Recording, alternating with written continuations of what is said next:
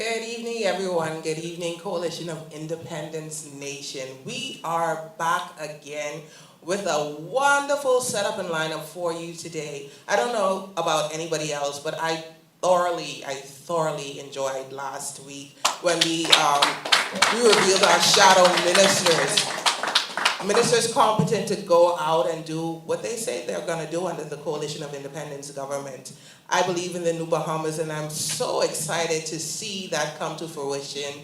I see the aquamarine, I see the gold, I see the black, I see the proud Bahamian. I am a proud Bahamian. I don't know about you, but listening to them last week make me believe in the Bahamas even more. I believe in what we're doing, and I know we're going to do a great thing as a Coalition of Independence government, because we don't just stand for Coalition of Independence. We stand for you, the Bahamians in the Commonwealth of the Bahamas. Can't wait to have Bahamians from all around the world to come home, because home is where the heart is, and we will treat you like you're supposed to be treated. You will be paid like you're supposed to be paid. No more taking the crumbs from the table. I am excited. I don't know. Yes.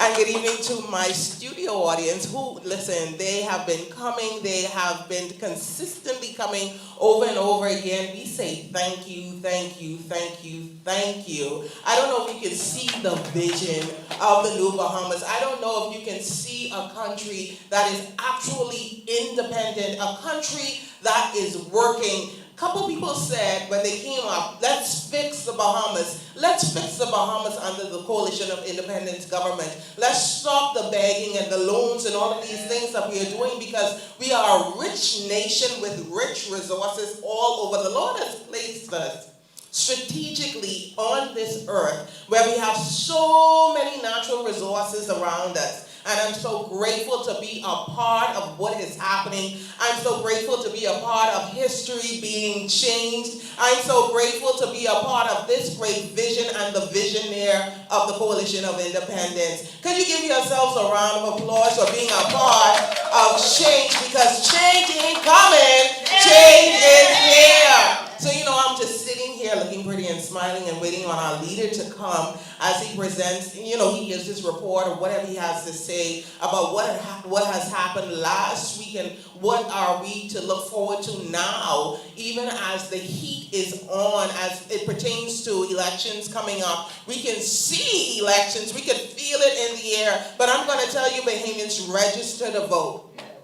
If you don't register to vote, you've already taken away your choice. You've already taken away what it is that you want to. We don't want you to be voiceless in this time. We want you to have a voice. We want you to stand up and speak out at the polls, because enough is enough. And if you're not tired of going to the food store with those high bills and going to the gas station with those high prices, listen, you can stay right here. But us, as we sit here, we believe that the New Bahamas is going to, listen, if you don't vote for the New Bahamas, you're still going to be a part of it. And we're not going to exclude you from anything that's going to happen. We believe in what's going to happen, and we know, as the vision has been spoken, it shall come to pass. So without further ado, we extend welcome to our leader, Mr. Lincoln Michael Bain, as he comes to give his regards, his report, all of those wonderful things. So, hey, welcome, Mr. Lincoln Michael Bain. Yes. And as he, makes his way, hopefully, I'm going to just talk and yes, he's coming now. Welcome, Mr. Lincoln Michael Bain, the visionary and the vision person and all of that for the Coalition. Careful. Yeah, we know you're excited. For the Coalition of Independence. He's going to speak to us. You may be seated. Thank you so much. He's going to speak to us and share the vision and share the receipts and all of those things as it pertains to tourism and, the unfortunate accident that happened. We say condolences to the family of the gentleman that lost his life. I think it was an industrial accident at Mario's or somewhere around the vicinity of Mario's bowling alley. We say condolences to the family. We are praying for you. We pray that God keeps you in perfect peace, even as your mind is stayed on him. He's going to bring regards, and he's going to talk a little bit about that. But we're here, and we believe that change is here for each and every one of you. Welcome, Mr. Bain. Good evening, and thank you for having me. I'll just switch. Thank you for having me on our show. Ladies and gentlemen, it is COI Live, and it's always a pleasure to spend our Sundays with you all over the world. People are watching from all over the world. We started late, and I literally started getting calls from all over the world. I couldn't believe those people were watching. And but ladies and gentlemen, we are doing this because we love our country. We are doing this because we love our country, and it's time for a shift. It's time for a major change. The country has become stagnant. It has become stale like the Dead Sea. It's time for us to stir up the waters. And it's time for something new. And I want you to know that it's not going to happen through our power. It's not going to happen not by might, not by power. It's going to happen by His Spirit. I'm not ashamed of my love for Christ and my love for God, my belief in God. As a political leader, I always say that. I'm not ashamed. If you don't believe, then you don't believe. I do. And I believe that God wants something different for His people in this hour. And I believe that it is time. It is time. I believe that. And so that's what we're going to have. So first of all, like Aisha said, I want to give condolences to that family that lost a breadwinner on that excavation project. It was, beyond sad. Whenever a Bahamian dies, I really love my Bahamian people, and anytime someone goes through something like this, it really touches me.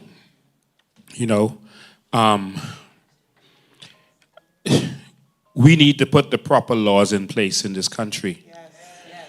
I just want to say that, Aisha, that did not have to happen.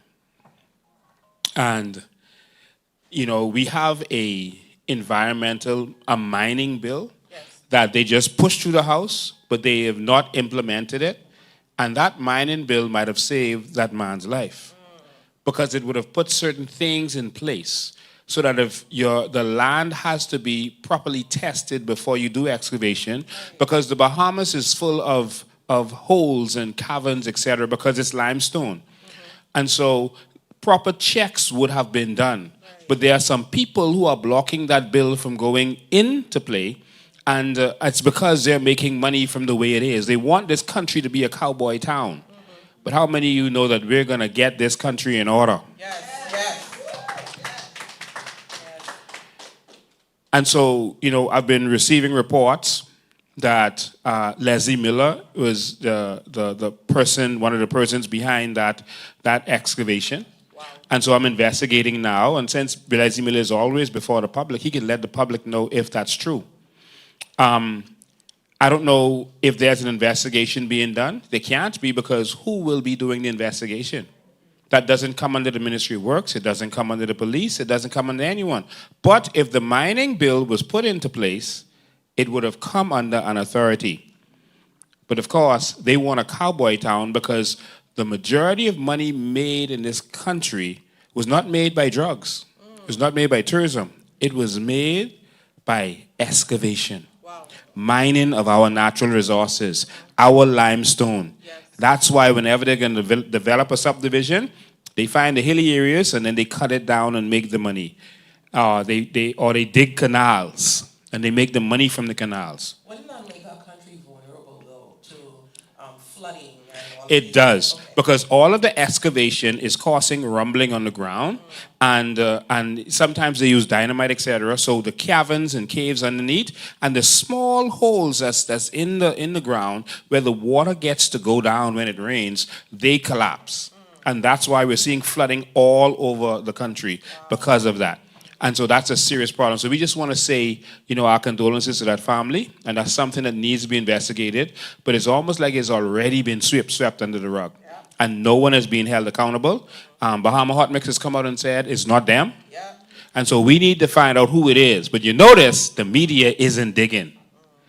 So that means it's probably someone connected to politics. And so far, we've heard that it may be Leslie Millen. So we're looking forward to seeing him deny that if it isn't him. If it isn't him, then that's fine. But we need to know who it is, and we need to make sure that these things are done properly. There actually is a law that you have to get permission from the government, a permit, in order to cut down hills. Wow. So we need to know who got that permission. And I have a question before you jump into the next thing. Did we have enough protocols in place for that? You said it's on the books, but I realize that there are a lot of things on the books that we're not doing. We're actually not doing it in the country. Another thing was, were our emergency people prepared for something like that? Because it seems as if they didn't really know exactly what to do to get, to that gentleman in time. I'm not sure. I'm just saying from my point of view. Could you tell us a little bit? They clearly were not, all right? And to be fair, this isn't something that happens every day. Right. And so our search and rescue should have been trained to deal with this kind of stuff. The Prime Minister touted a youth program that got volunteers so that when there's hurricanes, etc., they can do search and rescue and that kind of stuff. So those persons should have been in place and been able to be called out, because in those kinds of situations, you may have buildings that fall on people, etc. You could have mudslides, etc. So were they really trained? It appears like maybe they weren't. Maybe it was just a going through the motion kind of thing.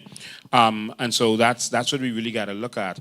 But on the scene, it clearly they were letting civilians do the work, and then after they found the body, then the police started to push everyone back. Wow. And so we need to be prepared for these kind of things if we're going to be mining. Mm-hmm. Next thing I want to touch on before we get started, and by the way, today we're talking about tourism. We're talking about our vision for tourism. Yes. All right, we're going to transform tourism in this country, but before we get there, we got some documents to show you. I know some people like when I show documents because they know. You always come with the receipts, though. Always. Yeah, this could be serious. This one could be serious. Yeah. Ooh. Especially with that those two the press conference that the government had. Okay. Dealing with the Grand Lucaya and dealing with the Gin project with Old Bahama Bay. This could be serious. I'm excited. All right? We tired of the scams. The political scams, I should say. Yes. All right. But before we get there, I also want to touch on the Commissioner of Police and the Minister of National Security did something that to me was shameful. Okay. They're the persons who are supposed to keep order in this country. God is a God of order. Yes. And a U.S. attorney, based on knowledge that he has from being involved with a case, made a statement that the entire system in the Bahamas is corrupted. The entire system is corrupted. Wow. All right? And that's a statement. And that's that man's opinion, and he has a right to have an opinion. But they basically said that they were offended by his opinion, by his statement. They were offended. I am offended by the fact that they were offended. Because as the Commissioner of Police and the Minister of National Security, if you hear that there may be a systematic corruption problem in your country, you should open an investigation, not be offended. Your response 8 days later, as if someone instructed you go deal with that, your response 8 days later should not be, I am offended, and that's just one person, not because you represented one person. Commissioner of Police, I don't know if you get the daily reports or if you even read the newspaper, but in that one case alone, there was more than one official arrested. There was more than one police officer arrested. And the name of a minister was given to the authorities. A minister in this country who receives allegedly $2 million. $2 million. Guess what, Aisha? What's that? I know the name. Wow. Ooh.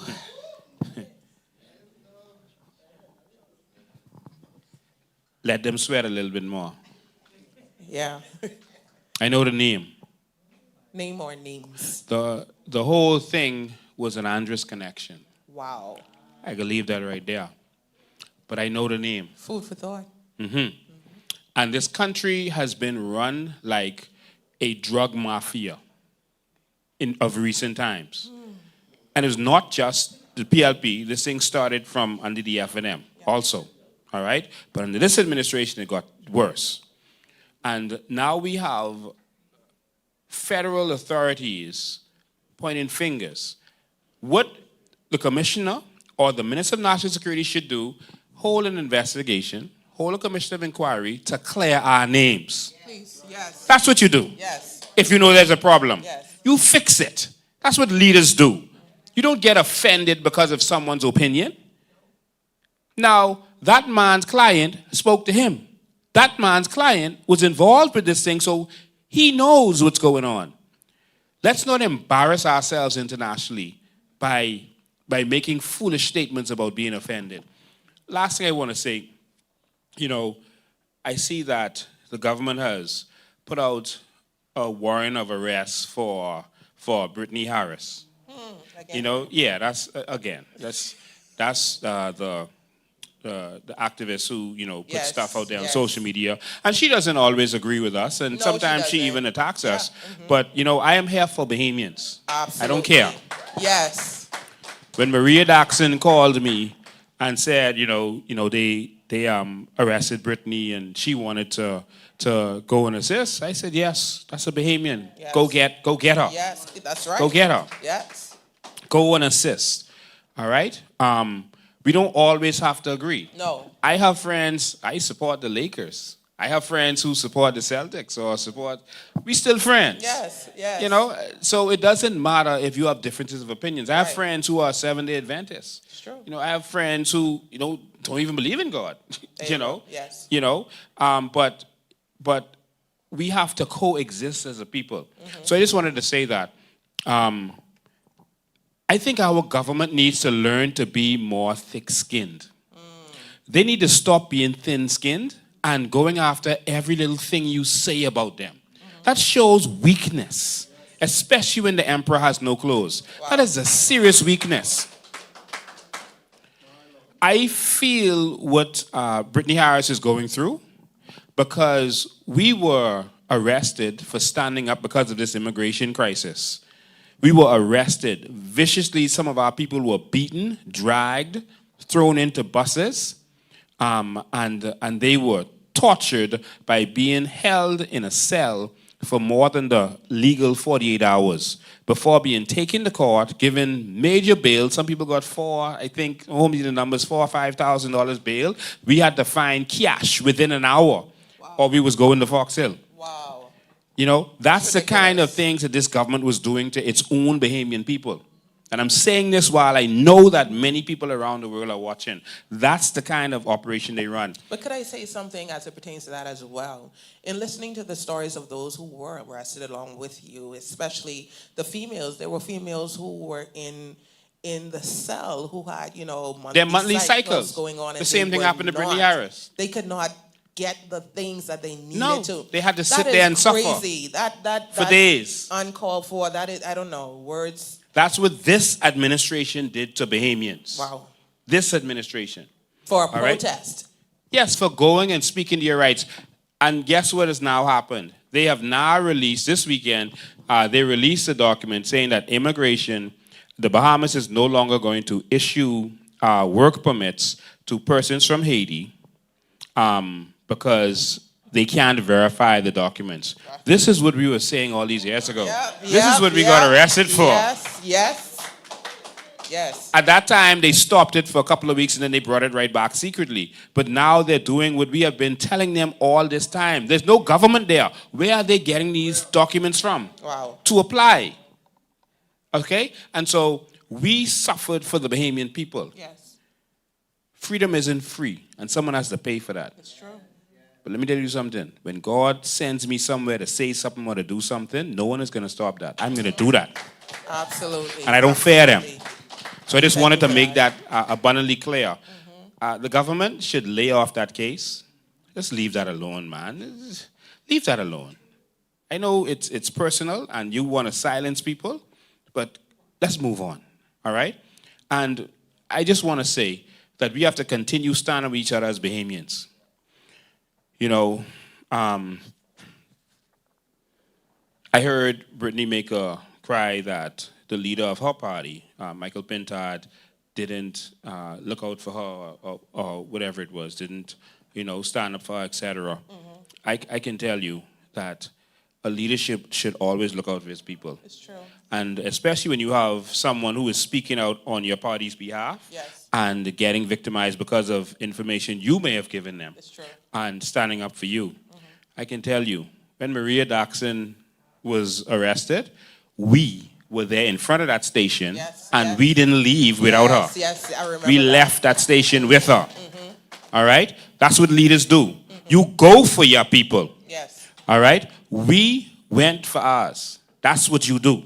Yes, All right. Mr. McQueen said something. He's our shadow minister for foreign affairs. Yes. And he said something last week, and he said, wherever you are, as long as you are Bahamian, we are coming to get you. Yes. If you are in trouble and you need us, we are coming to get you. We're not going to send a word. We're going to be there, boots on the ground, and I love that for every Bahamian. And believe me, it's going to happen under a Yes. coalition of independence government. Definitely. Yes. Definitely. Yes. We had another supporter, gatekeeper, some police officers were there, to do something with his son, and they ended up attacking him and beating him up. I saw the video going around again. That was a couple of years ago, though. But we jumped on a plane right away. Wow. We jumped on a plane right away. Wow. Went to Grand Bahama, got him a lawyer, paid for his lawyers, Wow. and dealt with that matter. That's what leaders do. Yes. That's what they do. You look out for your people. Yes. When Lynx Jones was murdered, and they faked an accident to hide it, they did not expect us to come for our own. Wow. We went for our own. Yes. And we went over there and investigated that ourselves. Yes. And all of the investigators broke off running because they realized they're in trouble. But you ain't in trouble yet. You could be in trouble in a minute. In a minute. That's all I got to say. And so you should go for your own. That's the kind of leadership we need in this Bahamas. Not leaders that are scared to stand up for their people and stand with their people. We need a new Bahamas and a new kind of mindset. And that takes us to what we're talking about today, tourism. But before we get to talking about tourism proper, and you're going to hear from our shadow minister of tourism once I finish with this part of it. The government went to Grand Bahama, Aisha, and they put on this show. I actually wish they didn't do that, because they really embarrassed themselves, and they went over there to make it seem like they were doing something. Oh, we're taking over the power company. That's to make people feel like, oh, we care about the prices you're paying and this kind of stuff, when there was nothing done. And so they made it look like a deal was made, but the company said no deal was made. Oh. That's a government that knows that it is failing, it has done nothing, so it's trying to take everything, and if they change a manhole in the middle of the road, they're going to have a big celebration. I know. Rechange the manhole. Yes. And so they went there and celebrated that and got embarrassed. And I don't know how they're not ashamed of what they're doing. You would remember we put out a video where they went to Cat Island to show the progress on the airport, and you could hear them. Someone was recording, and you could hear them saying, hey, we're just going to make this look good. They brought some people there to make it look like they were working, and you could hear them saying, just make it look like you're doing something. Oh, and shoot the camera from straight ahead, otherwise they'll know we only put up one wall. They literally only put up the part of the front wall and didn't put up the other four walls, and they had to shoot from that angle, and it was embarrassing. And so now we're back to that again because they've not really accomplished anything. So they're trying to find little small things that are not significant to make it look like a big thing. And so they also talked about this Grand Bahama hotel, the Grand Lucayan, and that situation. Well, I'm going to show you some documents on that in a minute. But first I want to talk about the other deal they talked about, which was the Old Bahama Bay situation and Gin. Because I got some documents on that too. Both of them are shrouded in corruption and scandal, both of those deals. And so I'm going to start in the West and then come back forward. because, oops, I'm sorry. I'm messing up your set. We're going to start in the west and bring it back forward, all right? So, let's go west. The old Bahama Bay and the Ginn project was dead on arrival. Some persons ended up getting arrested. Some scammers were part of it, and they got arrested and did time in jail, who were originally part of the development, etc. And that's something that I was on TV at the time. I'd exposed back then. I was doing this for a very long time. That was the early 2000s. And we had exposed that there was nothing happening there. But Perry Christie came, election was coming up, and he was like, the Ginn is moving and they're building, and he was speaking to the Bahamas Business Outlook, and he was like, and they're building and the buildings are going up, and I can't wait for y'all to see it, and he was talking like this Ginn was happening. So we jumped on a plane, a TV show, and we went there, and we showed everyone nothing is happening. In the middle of the day, in the middle of the week, we couldn't hear one tractor. Wow. Not one hammer hammering. Crickets. Nothing. Crickets. We showed it.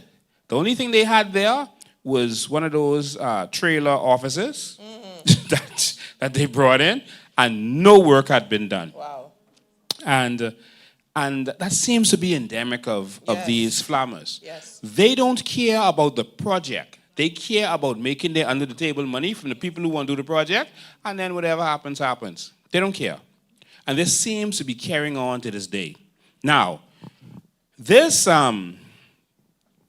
now, I'm not able to control the show now, so the producer has to put up whatever I tell him to put up, so you all just bear with us as we get these things up. The Ginn project got stale, it went away, and another company took it over, and they've had hell trying to get it off the ground. They've been being blocked. But in the middle of all of that, there's a lawsuit. And so the question is, an announcement was made last week that this company called Coakley International, they said the young man with that is of Bahamian descent. Okay. But Coakley International, they said, Coakley International was putting it out there that he had won the bid. That's his words. He had won the bid for this to get the Ginn property and Old Bahama Bay, and that he had paid a bidding fee of $2.6 million, and they were buying all that property for $26 million. Let me put this in perspective for you. There is a house in Old Bahama Bay, one house, for sale for $20 million. Wow. One house. Wow. You can Google it. How in the world you get the whole 2,000 acres and the resort that is there, Old Bahama Bay, for $26 million?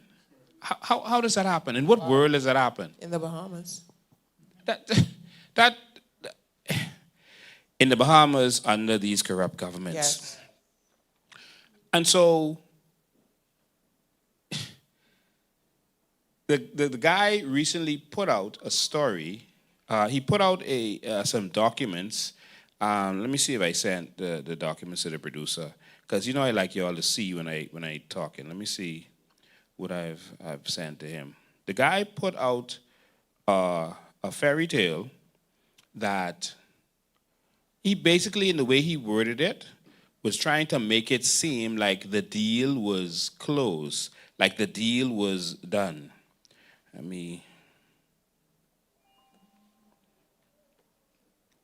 And so this is the kind of thing we have to avoid. Oh, this thing is sinking.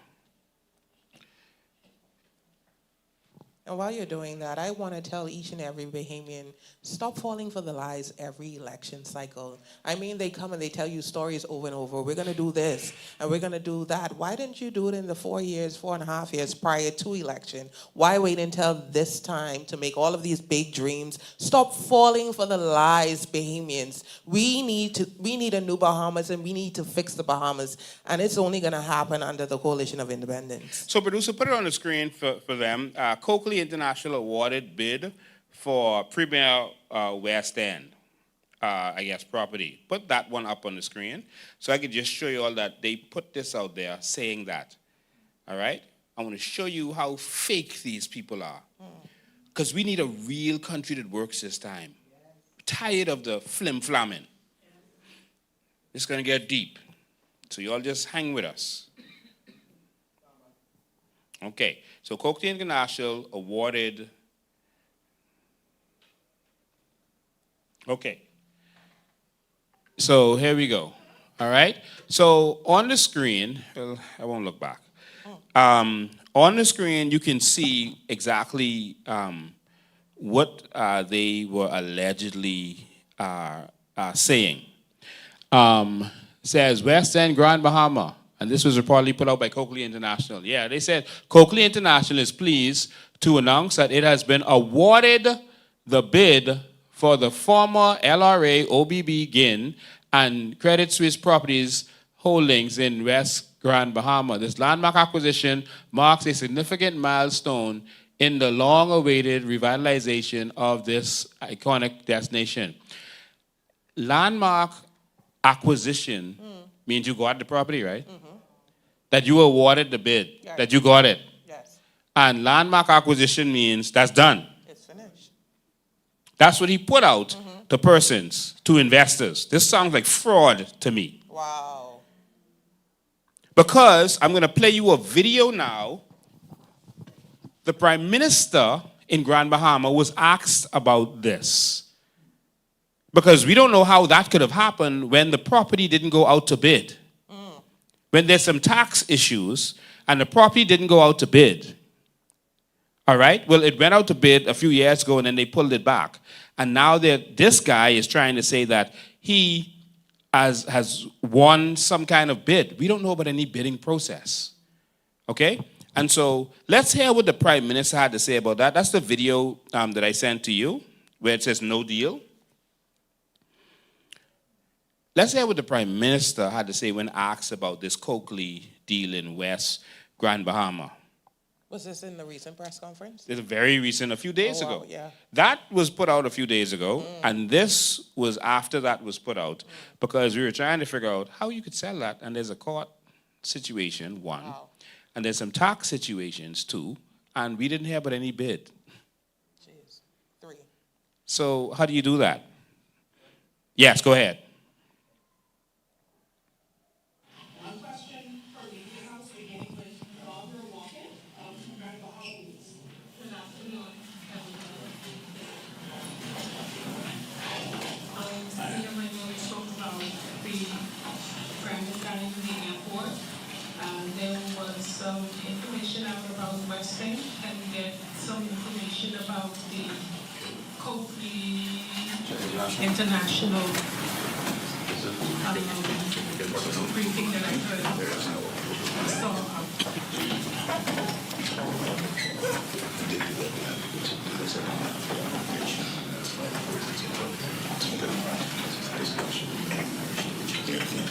Yeah. I'm advised by the minister responsible for investments that there's been no approval. There's been no formal application for the project that is being mooted, and that discussions have been held and they are continuing. thank you. Right, Denise Walking. The Prime Minister is saying that there was only some discussions. That fraudulent company that I'm going to call them now based on what I'm seeing, that's my opinion, that company put out something, allegedly they put it out, that says that they have acquired this, that they've Yes. won the bid. But guess what? This isn't the first time that they did this, you know. Because see, when you do this kind of stuff, you're able to raise money. All right? You're able to go out there and say, see, we got the bid, etc. We can, give us some money.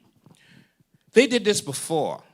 In 2023, they actually put something out there saying that they had already gotten control of Old Bahama Bay. That's the next document I sent to you. It says screenshot something. You can look at your WhatsApp. I want you to see this document that they that they had originally put out there.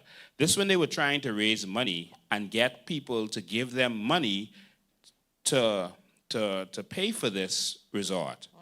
They put out this thing on their website in PDF form so that persons could give them money. But in this document, they actually said, this from 2023, that they've already gotten control of the property. Wow.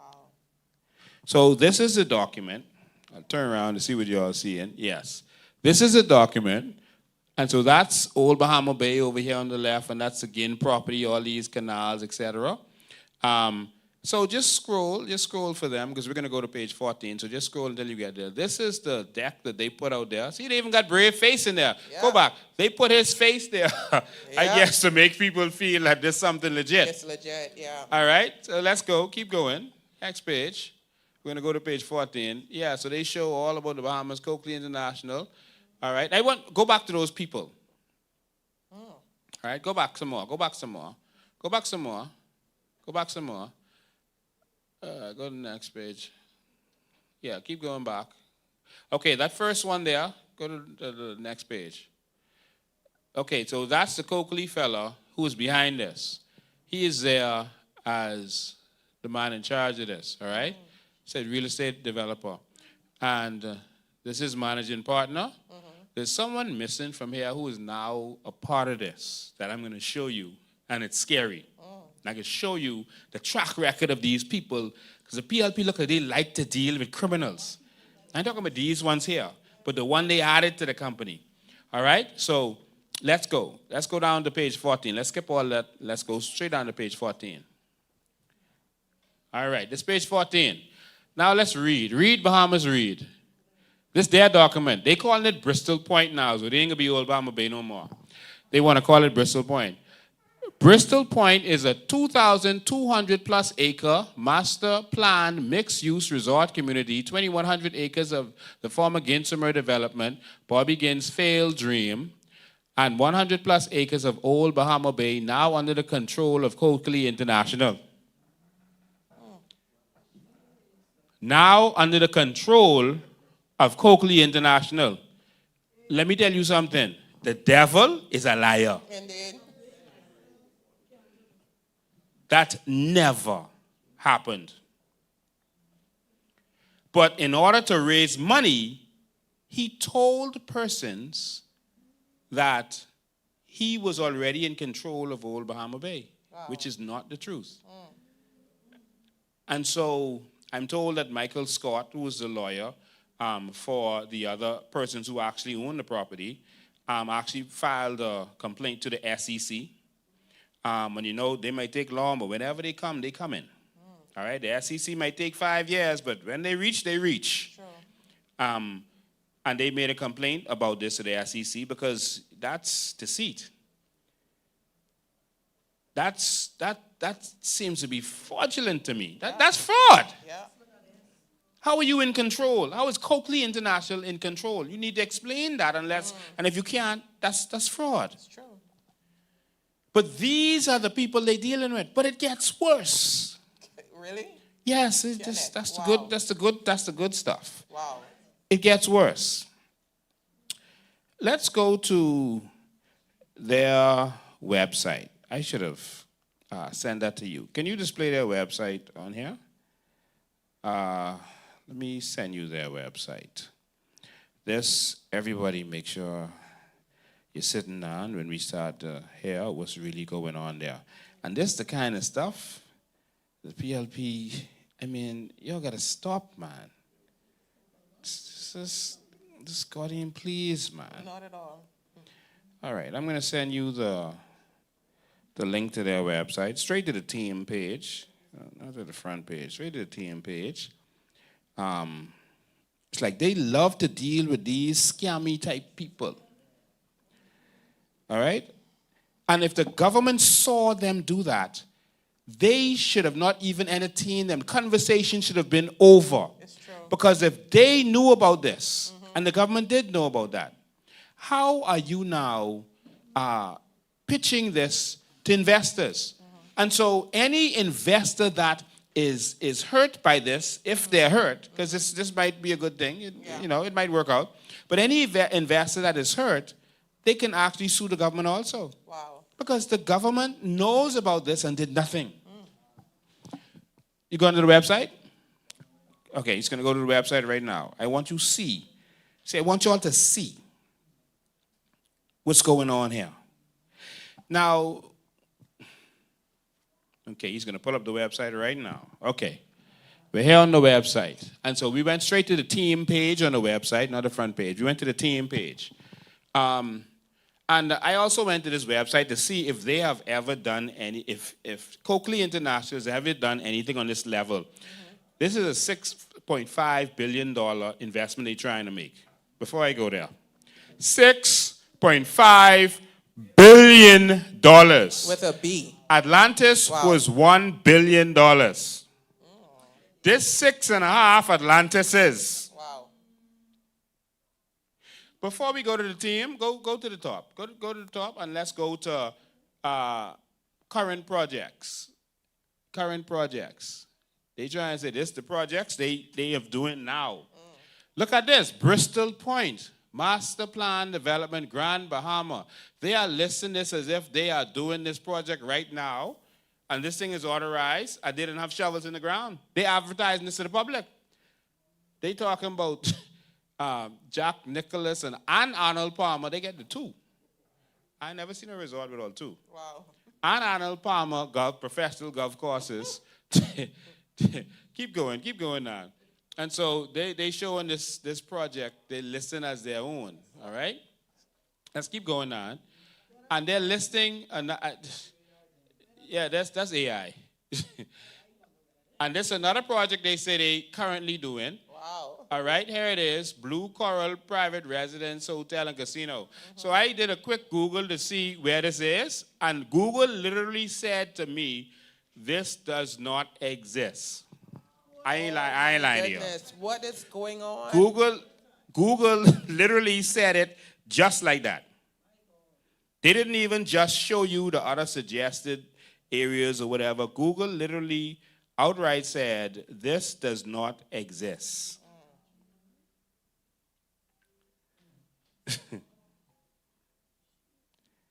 Ah, boy. Let me see. Let me pull up something. Look at what that says. Based on available information, there is no major currently operating or widely recognized resort explicitly named the Blue Coral Private Residence Hotel. What? Google literally said that. Yes. See, that's what I searched. The Blue Coral Private Residence, same thing. Nothing. It doesn't exist. But they putting this up with all kind of pictures. Wow. The same way they doing with us. The same way they doing. Now let's look at past projects. Go up. Let's go up to the top. Let's go up to past. Oh Lord. Let's go up to straight back to the top and go to the past projects. So I don't know, but these two projects they're talking about, they don't exist. All right? They ain't even on paper. But now they showing some stuff what they say they was a part of before. All right? Google HQ, land assembled by Shane Coakley. What does land assembled mean? I don't know. What does that mean? It's like they play with words to make it sound like they are so good. All right? What this one says, Intercontinental Hotel and Revenue Private Residence brokered purchase of the property. They brokered the purchase of the property. But they putting this here as if this something they build or develop. Yeah. And that's all you can see, little apartment complexes, and keep going up. Go down, sorry, go down. Yeah. They keep putting these stuff and wording it funny, and these little apartment complexes. See, that's little apartments. I mean, they got Bahamians who done build more than that, right in Nassau. Little apartment complex, they saying they do. All right, now go back to teams. So you go in from apartment complex to $6.5 billion project. Okay, now let's look at the big part. Shane Coakley. Okay, nothing against you, um, except who you're associating with. This the next person? Okay, this the managing partner. Let's skip him. We don't get to him. This the devil. This is John T. McDonald. Listen to me, man. They wrote this little write-up on the website so fancy, as if he is a good, decent, and educated person with all of this experience and all of this good stuff. But we got the actual papers. He said he is vice president of Coakley International. Now, I seen that 2023 document, he wasn't there. Now he's there all of a sudden and says he's the president of Old Bahama Bay Resort and Yacht Harbor Club. Oh, wow. All right? Well, we could deal with that right now. Please do. Y'all just be patient with me. All right? Because I don't like unsaved people trying to take over my country. Say again? AI photo. Say AI photo. So that's even an AI photo. That is true because he's actually a very overweight person. Yeah, that is true. I have an actual picture of him. But ladies and gentlemen, in 2011 or so, when Gin crashed, there's some condos in Old Bahama Bay, and all of them are privately owned by separate individuals. All right, but then they work together. They allow their condos to be rented out for persons who want to come and stay, etc. And they had a homeowner association, etc. And this guy showed up and somehow took that over from the company that I was dealing with. No one really knows how he got there, how he got in charge of it, but all of them are foreigners. None of them are from the Bahamas. So that's a little second investment for a lot of them. A lot of them are big business people, and they don't have time to worry about a little condo in the Bahamas. And so someone said, okay, I'm going to take control. I'm going to manage it. They said, okay, go ahead. And he gave them a promise. I have all the documents. He's going to pay them a certain percentage. They're going to split the percentage of what is made from it. And then they'll be happy, and it'll pay for everything to keep it maintained until the owners really take back over and do what they have to do, the resort. But the people weren't getting their money. They started complaining that they weren't getting their money and no proper accounting. And that turned into a court case. The court found that he had not paid these people, and he had not, and I have the court documents here, and he had not given any accounting, and it ordered him to give accounting and to pay these people. And if he did not, that he would no longer be in charge of the association. I have that here in writing. Wow. All right? That he would no longer be in charge of that. And in fact, there was another lawsuit where it said that IVRC, his company that was managing it, that was done. That was null and void, and so he should not be there, but he refused to leave. Wow. And so it appears that what he is doing is getting Coakley and them to come in to try to get the properties so he could stay. You see? But everything seems to be shady. Now, that's just a little summary, quick summary. Now, we checked this guy's background. Someone say background. Background. Because those people who felt they were being ripped off by John McDonald, who had started managing, they started to do some checks. So you should have a document there called John McDonald background. Someone say background. Background. Okay. Now, the Bahamas Investment Authority has a duty to make sure that anyone who is coming to invest in this country is not shady. That's their job. Absolutely. They investigate them to make sure that they don't have a shady past, like maybe financial crimes and that kind of stuff. All right? Maybe if you ran the red light before or something, we don't care about that, you know. But if you have like financial crimes, that kind of stuff, you can't even hold a fiduciary duty, a fiduciary role in the U.S. Wow. How are you going to come here and be doing this? But this particular government, look like they love dealing with these kinds of criminals. All right? So put that one up for me. You have it? Oh, it's called J. McDonald Background. Yeah, put that one up.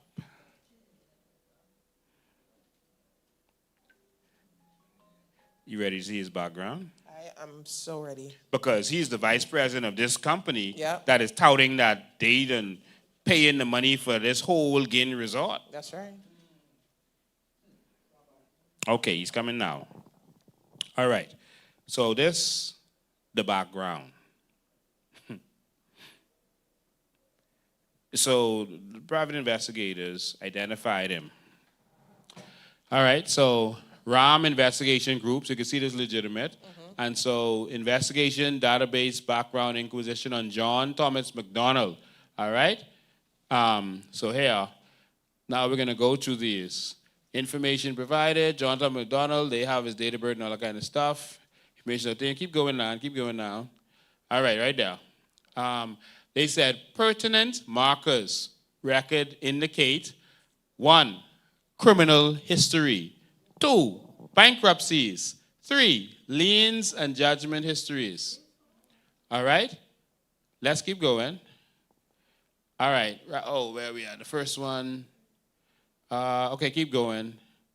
All right, there. So, speeding ticket, we ain't worrying about that. That's good. You cool. You could work. The next one. Worthless check. What? Obtained services for cash less than $150. That's a petty thief. Yeah. He gave in the States, giving a fake check, a bounce check is illegal. You get into jail. Over here, they just send the check back.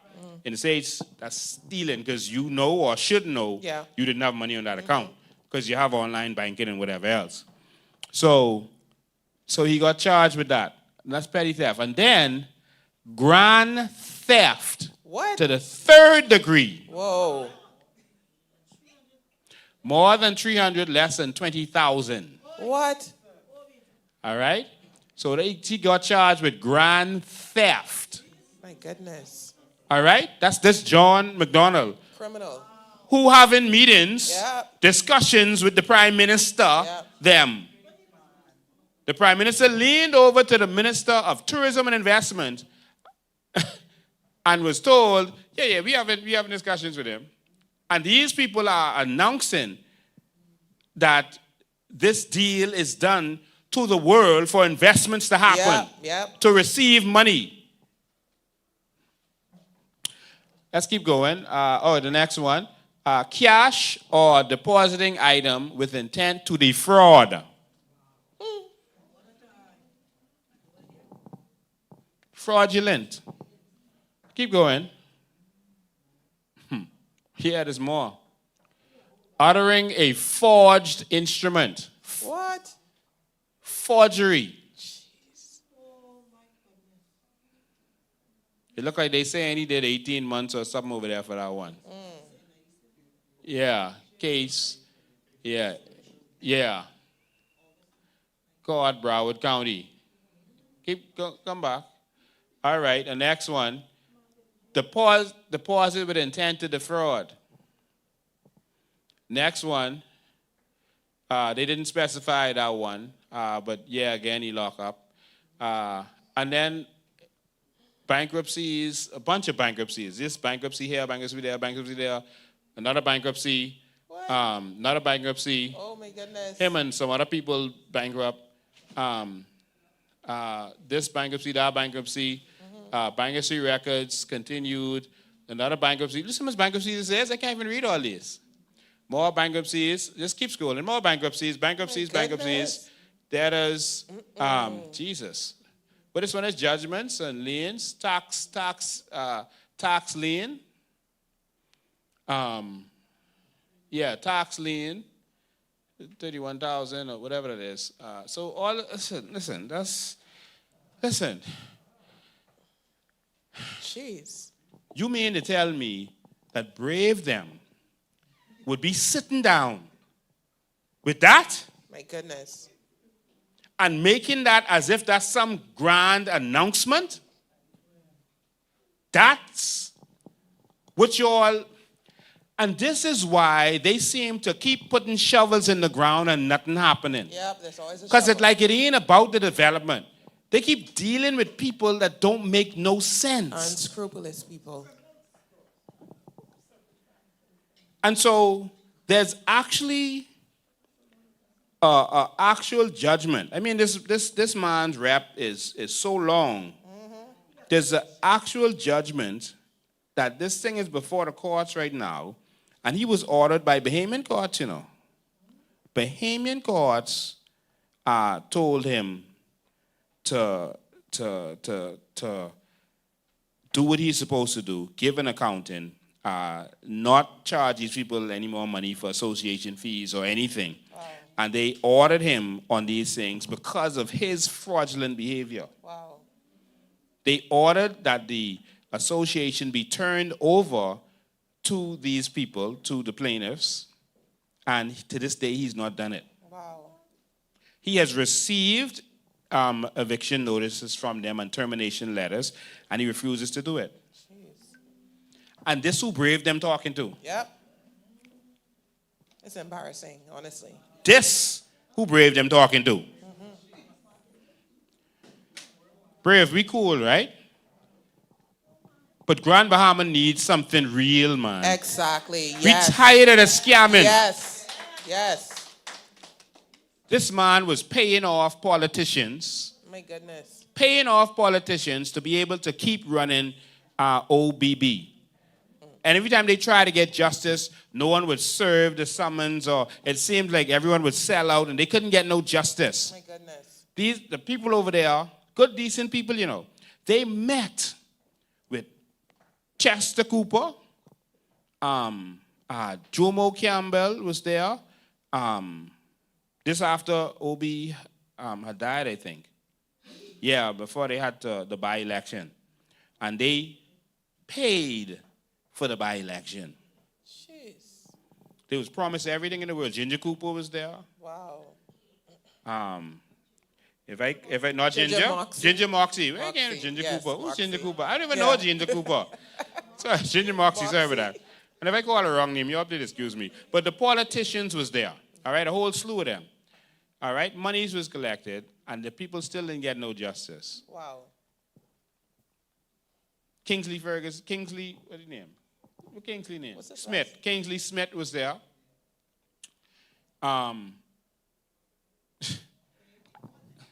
I could, listen, the whole The whole rigmarole, damn. and the people got no justice.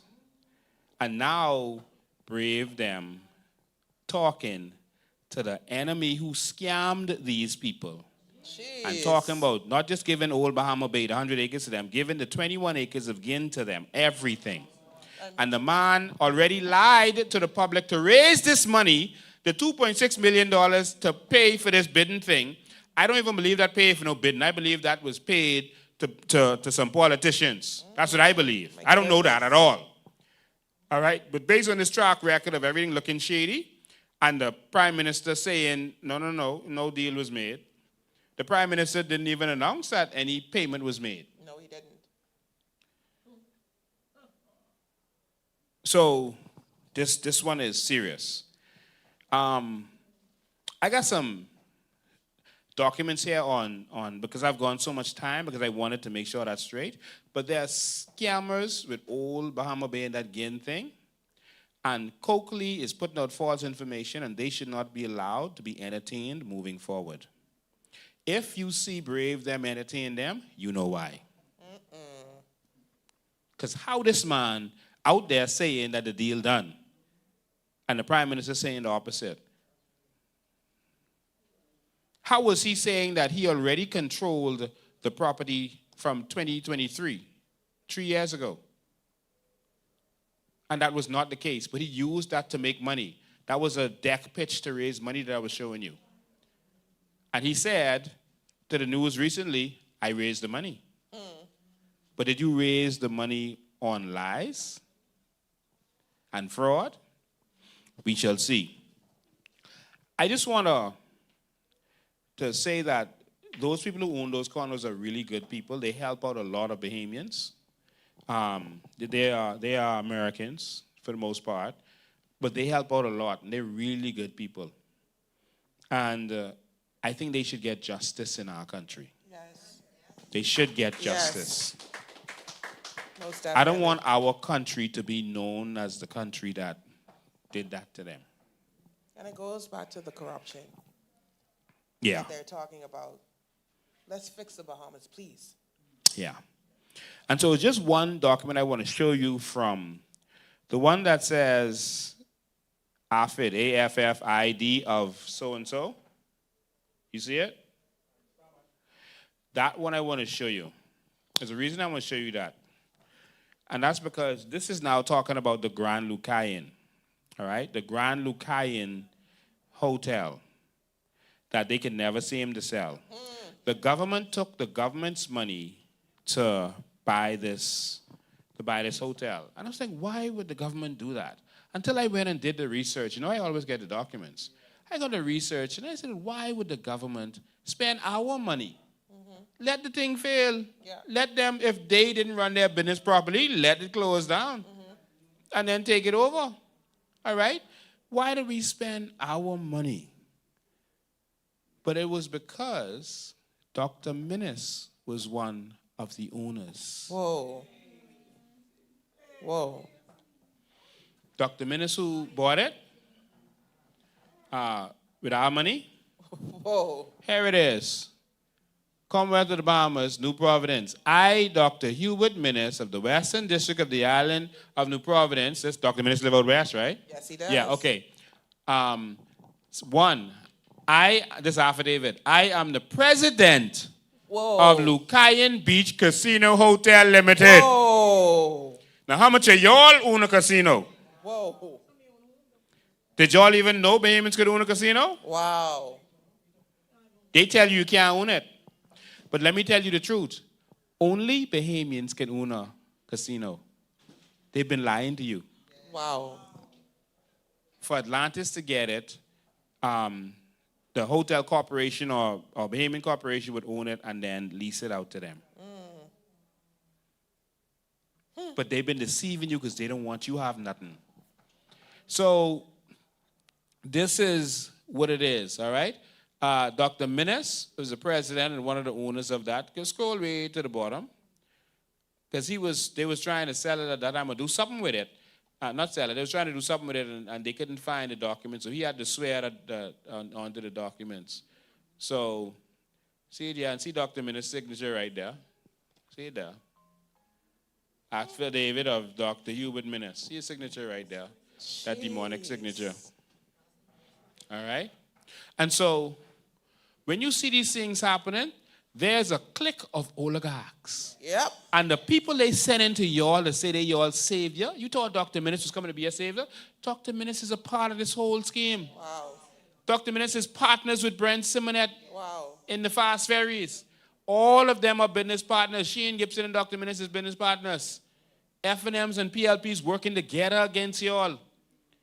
And y'all don't know what's happening in this country.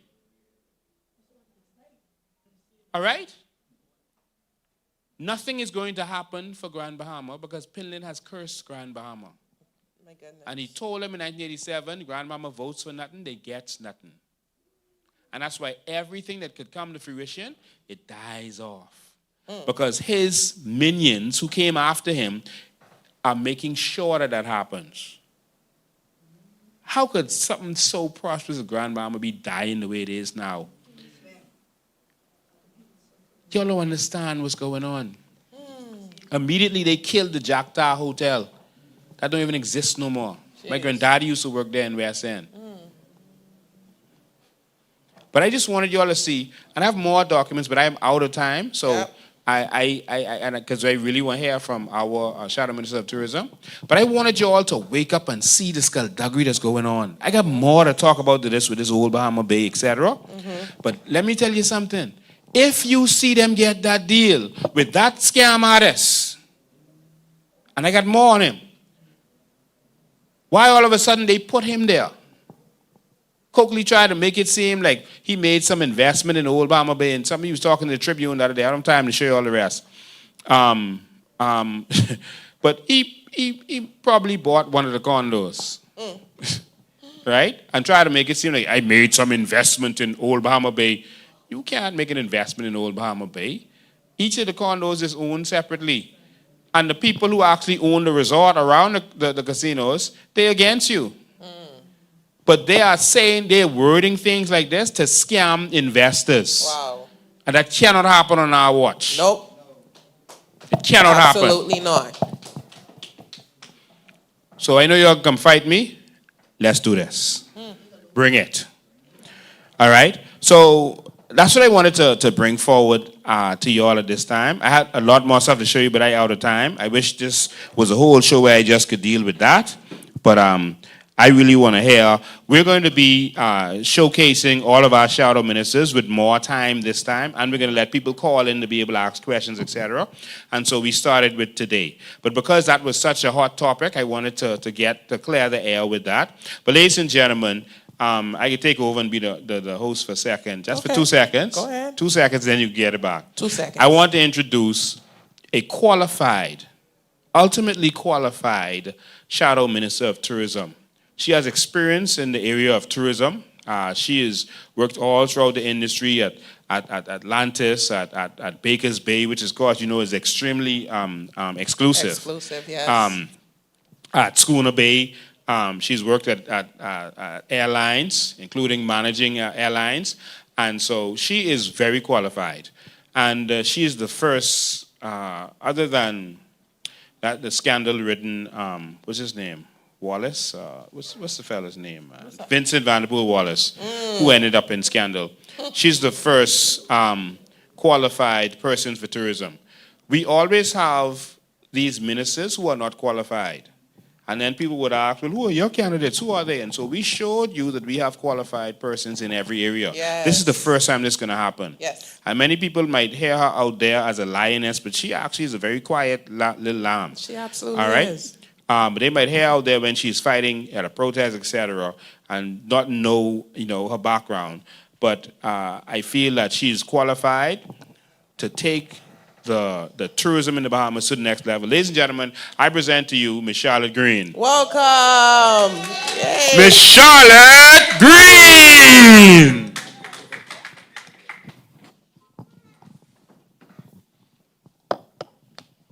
Good evening. Good evening. Good everyone. evening. We're so happy to have you. Thank you. Good evening to the audience. Good evening to all of those tuning in by social media platforms. Good evening. Good evening. So we're here and we're talking again about tourism. You have more time to expand on what's happening and what is going to happen in tourism under the Coalition of Independent Government. Well, first, I would like to give my comments to both you and Mr. Bean. I was listening. And it's sad to say that our government only feels comfortable in boardrooms when they're dealing with career criminals. Wow. Because that's what I got from witnessing the documentation Yes. on Mr. John McDonnell. And what do they say? Birds of a feather, they flock it together. Yep. So every time you see our government make deals and shake hands, the only thing you can do is ponder. Who are these people that they are making deals with? You're right. Does this deal benefit the Bahamian people first and foremost? But from what I am seeing, we have never had an honest deal, I think, in our country since I don't know. Yeah, it's really sad to see that they're all intertwined together. Because the document showed Dr. Hubert Minnis. I didn't even think that he would be on the documentation, but you know me, I try to give people the benefit of the doubt. But how? The mind-blowing part about that is, I think we have seen that document before. I But- brought it up before. Exactly. But what we didn't take notice, and sometimes you have to watch a movie twice Yeah. to see the part you possibly might have missed. It's true, it's true. We can actually own casinos. I just find out just now sitting there. This my big age today. Yeah. We can actually own casinos, but they made it seem like that is something that's unattainable, unreachable. Mr. Bean, we really need change. Yeah. Well, that's why we're here, and that's why we're fighting. We need real successful Bahamians. All the politicians do is sit down waiting for a foreigner to come in and say, I want to do this and I want to do that. It's nothing proactive. There's nothing that we are trying to do as a nation. We just want to sit down, wait for others to come in, and then just say, listen, give me some money under the table and go do what you want. It's a cowboy town. Yeah. And they keep the laws slack and keep it as a cowboy town so that, you're paid to play. Yeah. And we want to end that pay to play culture, first of all. And second of all, because there's a lot of foreign investors watching this right now, probably hundreds of them watching this show right now as we speak. And so no one's going to be shaking them down anymore. All right? No one. Yes. And I'll say that to the U.S. Embassy. We're going to end that corruption where foreigners are being shaken down in order to do business in this country. There's going to come to a point where you don't even have to meet with any political leader to do business in this country. And that's when we get in. Yeah. Yeah. You can go to Miami tomorrow and you can open a business. You don't have to see the governor. You don't have to see Trump It's true. to open a business. You just, processes are in place, you apply, and then you get the business. Yes, I agree. And in that sense, we know again that tourism intertwines with almost all aspects of our lives, foreigners and locals. And when our leaders put themselves forward to make deal on behalf of our people, well, for example, not example, but under the Coalition of Independence, when we sit to the table, like our leader said, there will be no shakedown. However, we are going to the table to negotiate. Right. Where does this benefit my people? Absolutely. And then number two, we don't want to just be the laborers. We want to be partners Yes. and owners of Yes. our investment. Yes. After all, our beaches and sand, that's not the only product. Our main and most important product and resource is our people. Yes. And what we have to Yes. offer. So I look forward to expanding that product called tourism. We also have to make tourism a sustainable product. Yes. We're not going to have tourism as the number one industry. However, when our people see how we can put byproduct along with tourism and expand that, you will still believe that it is the number one industry, but it won't be. But it will be. But it won't be. Yeah, I got you. All right. I see what you did there. I see what you did there. I have a question, though. Now we know today that we can own casinos. I am trying to understand and ascertain why can't we even go in casinos if we have number houses in our country? You can go to the number house, but you can't go to Atlantis and you can't go in the casino at Bahama. I don't understand that. I think anything that would empower somewhat, because when you can do things that others can do, it shows equality. Yes. But when you cannot, it shows power over you. It shows you being subjected to less than. And it's all about control, Right. what you can and cannot do. And this is why the Coalition's foundation is about ownership Yes. and empowerment. This is something you will never hear from the PLP or the FNM. Yeah. Empowerment from both of those parties is the form of employment through foreign investment. Yes, because every time people come in and they talk about, oh, we're going to give you 100 jobs or 1,000 jobs or whatever. We want to be owners. We want to partner with you. We have the brains. We have the capacity to do it. And with the investment, the foreign investments coming in, the foreign development, we welcome it. But what we need to take from that is not just jobs, but Right. sustainable careers, Yes. ownership. And this is the direction that we are headed into. So that's why I am so excited to see the development of our islands, to see our islands bridge, because we are one people, but we are scattered Yes. because of how we are laid out. And I think in the 21st century, it is time that we bridge our islands. Absolutely. Ms. Graham, before we go further with that, and I really like that point, if you were president for a day, would you change the rules to allow Bahamians to gamble in the casinos? Whew, And own casinos? I like that. If I was president for A day. how much a day? Just one day. A whole 20 day. 24 hours. 24 No, 9 to 5. 9 to 5. What? All right. So if I was the president for just A one working- day, a working 9 day. to 5. Yeah. First of all, we would have tried quickly draft that policy and table that bill Yeah. for us to have access to our sovereign wealth fund. And yes, I definitely would change the rules. policy, the Yeah. rules for Bahamians to have the choice and the option Yes.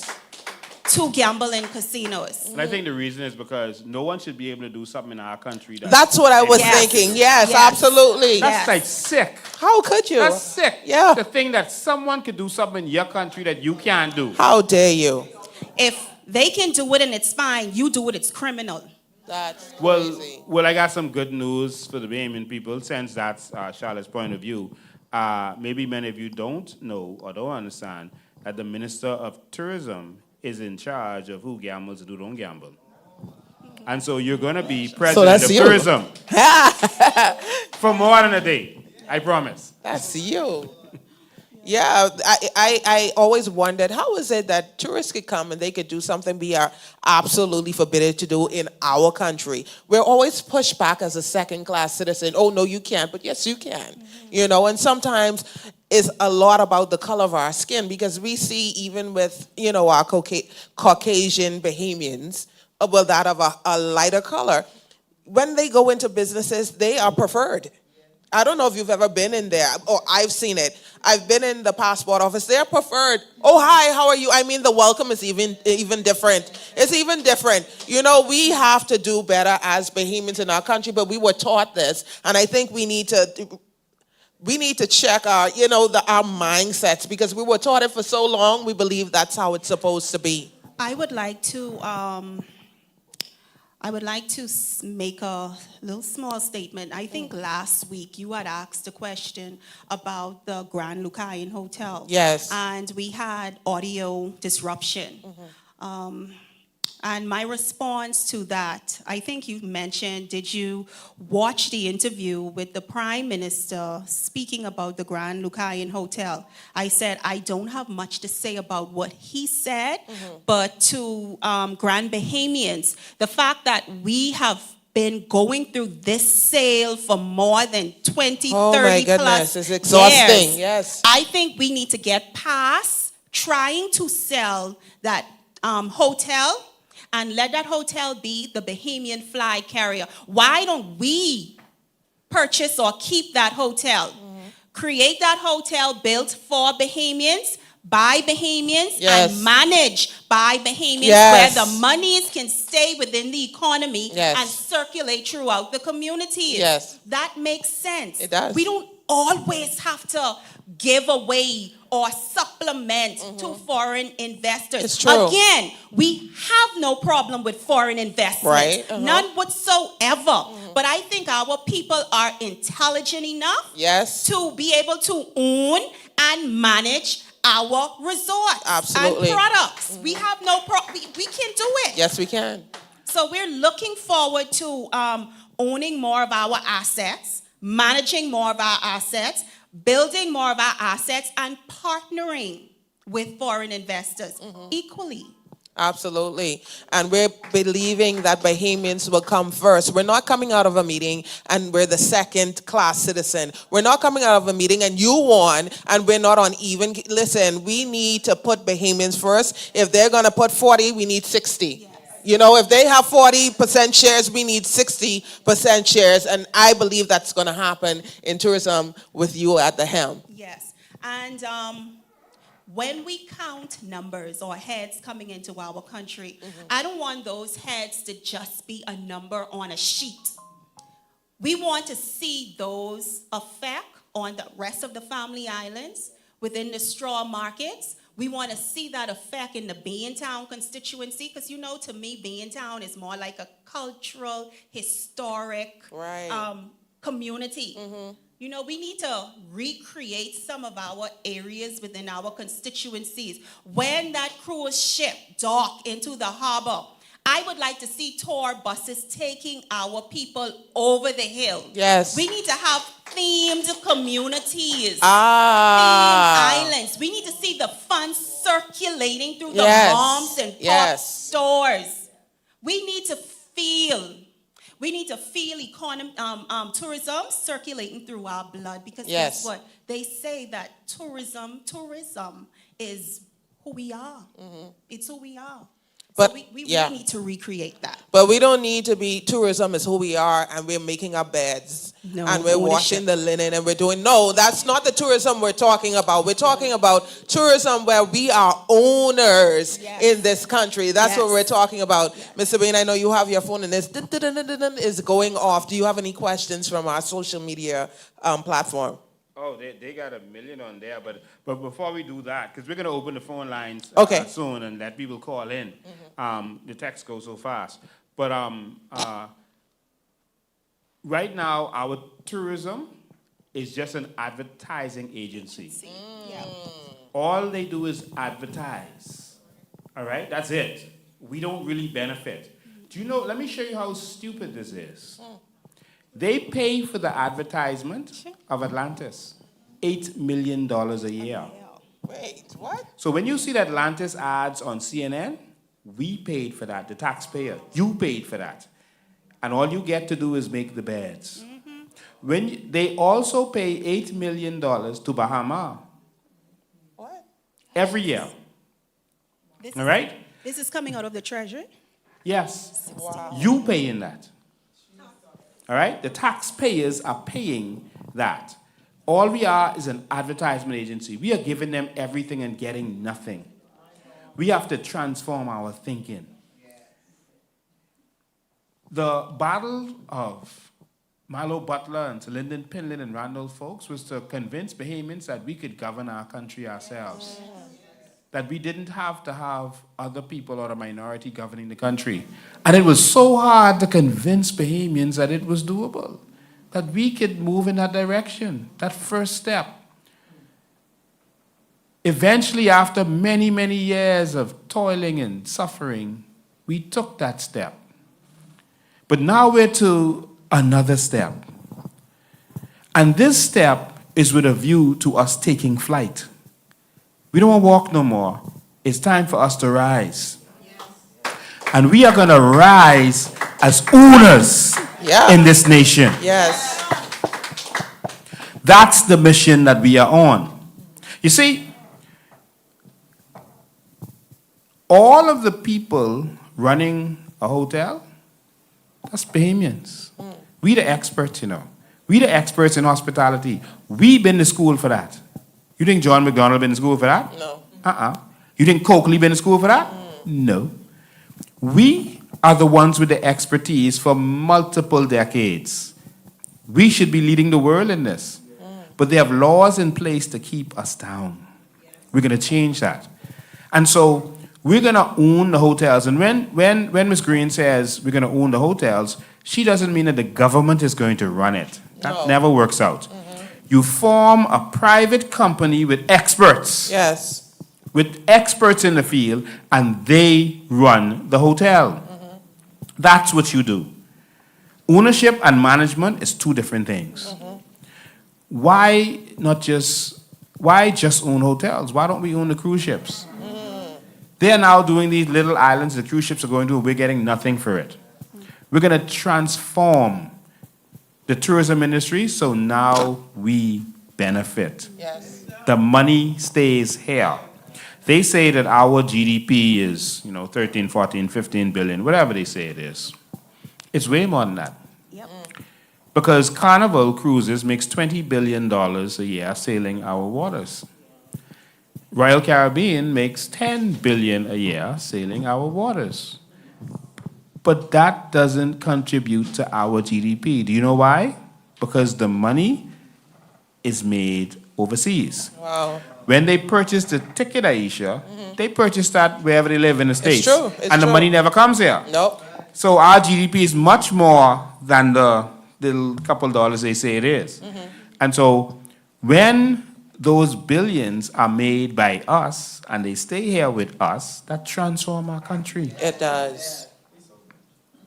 It does. And so that's how we're going to change the game. We need to make more money as a people, but the only way they do it is through taxes. What Dubai, Qatar, and the rest of those countries that went to from developing nation to developed nation did, they didn't do it through the taxes. They did it by opening businesses. It wasn't just the oil, you know. The oil was what they used as collateral to go into the tourism business and the other businesses they went into. They started making more, generating more income. Dubai knew it couldn't just be oil. You have to diversify. We're going to diversify from tourism. But first thing first, we got own our tourism product Yes. so that we could benefit from it. Yes. Yes. So this is what we call, because remember, 20 years back, 20 years forward. 20 years forward for us means radical change, radical policy reform, radical policies. We have to govern our country where we put Bahamians first. Nothing against anyone else, but Bahamians first. When we're sitting at the table and we're making deals, if I don't see where this benefits our people, Miss Claire, that's a no deal. Our Yes. people have to be put Yes. first. I want our students now coming out of school, UBR diaspora, to be able to come back home. We need marine scientists. We Biologists need and stuff, marine yeah. biologists. Yes. We need engineers. Yes. We're building bridges. Yes. We're building underwater Yes, bungalows. yes. We need our people back. This is what you call the new Bahamas. This is what you call going 20 years forward. Absolutely. And I know and I truly believe, Miss Claire, that this is going to come through tourism. Mr. Bean, I have a question for you. So, because people out here needs to know this. The departure tax, when the boy. cruise ship comes in, where does that money go? It goes to the consolidated fund, which is where the government dumps all the money for them to do contracts, to do roadworks and other things. And that's how they steal the money. Roadworks. So the money that comes in is stolen. All right. This departure tax, cruise ship, this departure tax, do we see how Long Wharf look? Do we see how Bay Street look? Do we see how the surrounding area, when you come out of the port and onto the street, do we see how that looks? And smells. So it looks horrible. But that's why the first thing that we're going to do is build up Nassau. We are going to reinvent Nassau. It's going to become a theme city. The downtown is going to be cobblestone, as you said on your thing. And it's going to be attractions. All of the heritage sites are going to be redone. Yes. And now there's going to be activities at all of these heritage sites. Yes. So they're going to have changing of the guards. The cannons are going to be going off every night. There's going to be water shows in the harbor outside of Fort Charlotte. And so there's going to be real activities that's going to happen around these stuff. We just dead, man. Yeah. There's no reason to be here. Yeah. And the money we make from those head tax that they have for the cruise ships, etc., should go to beautifying Yes. our area. Someone asked, though, a great question online just now. I just saw it. They're saying that a good economy is when it's diversified, basically, is what they're saying, right? When the money circulates in the economy is what they said. Circulates at least 10 times.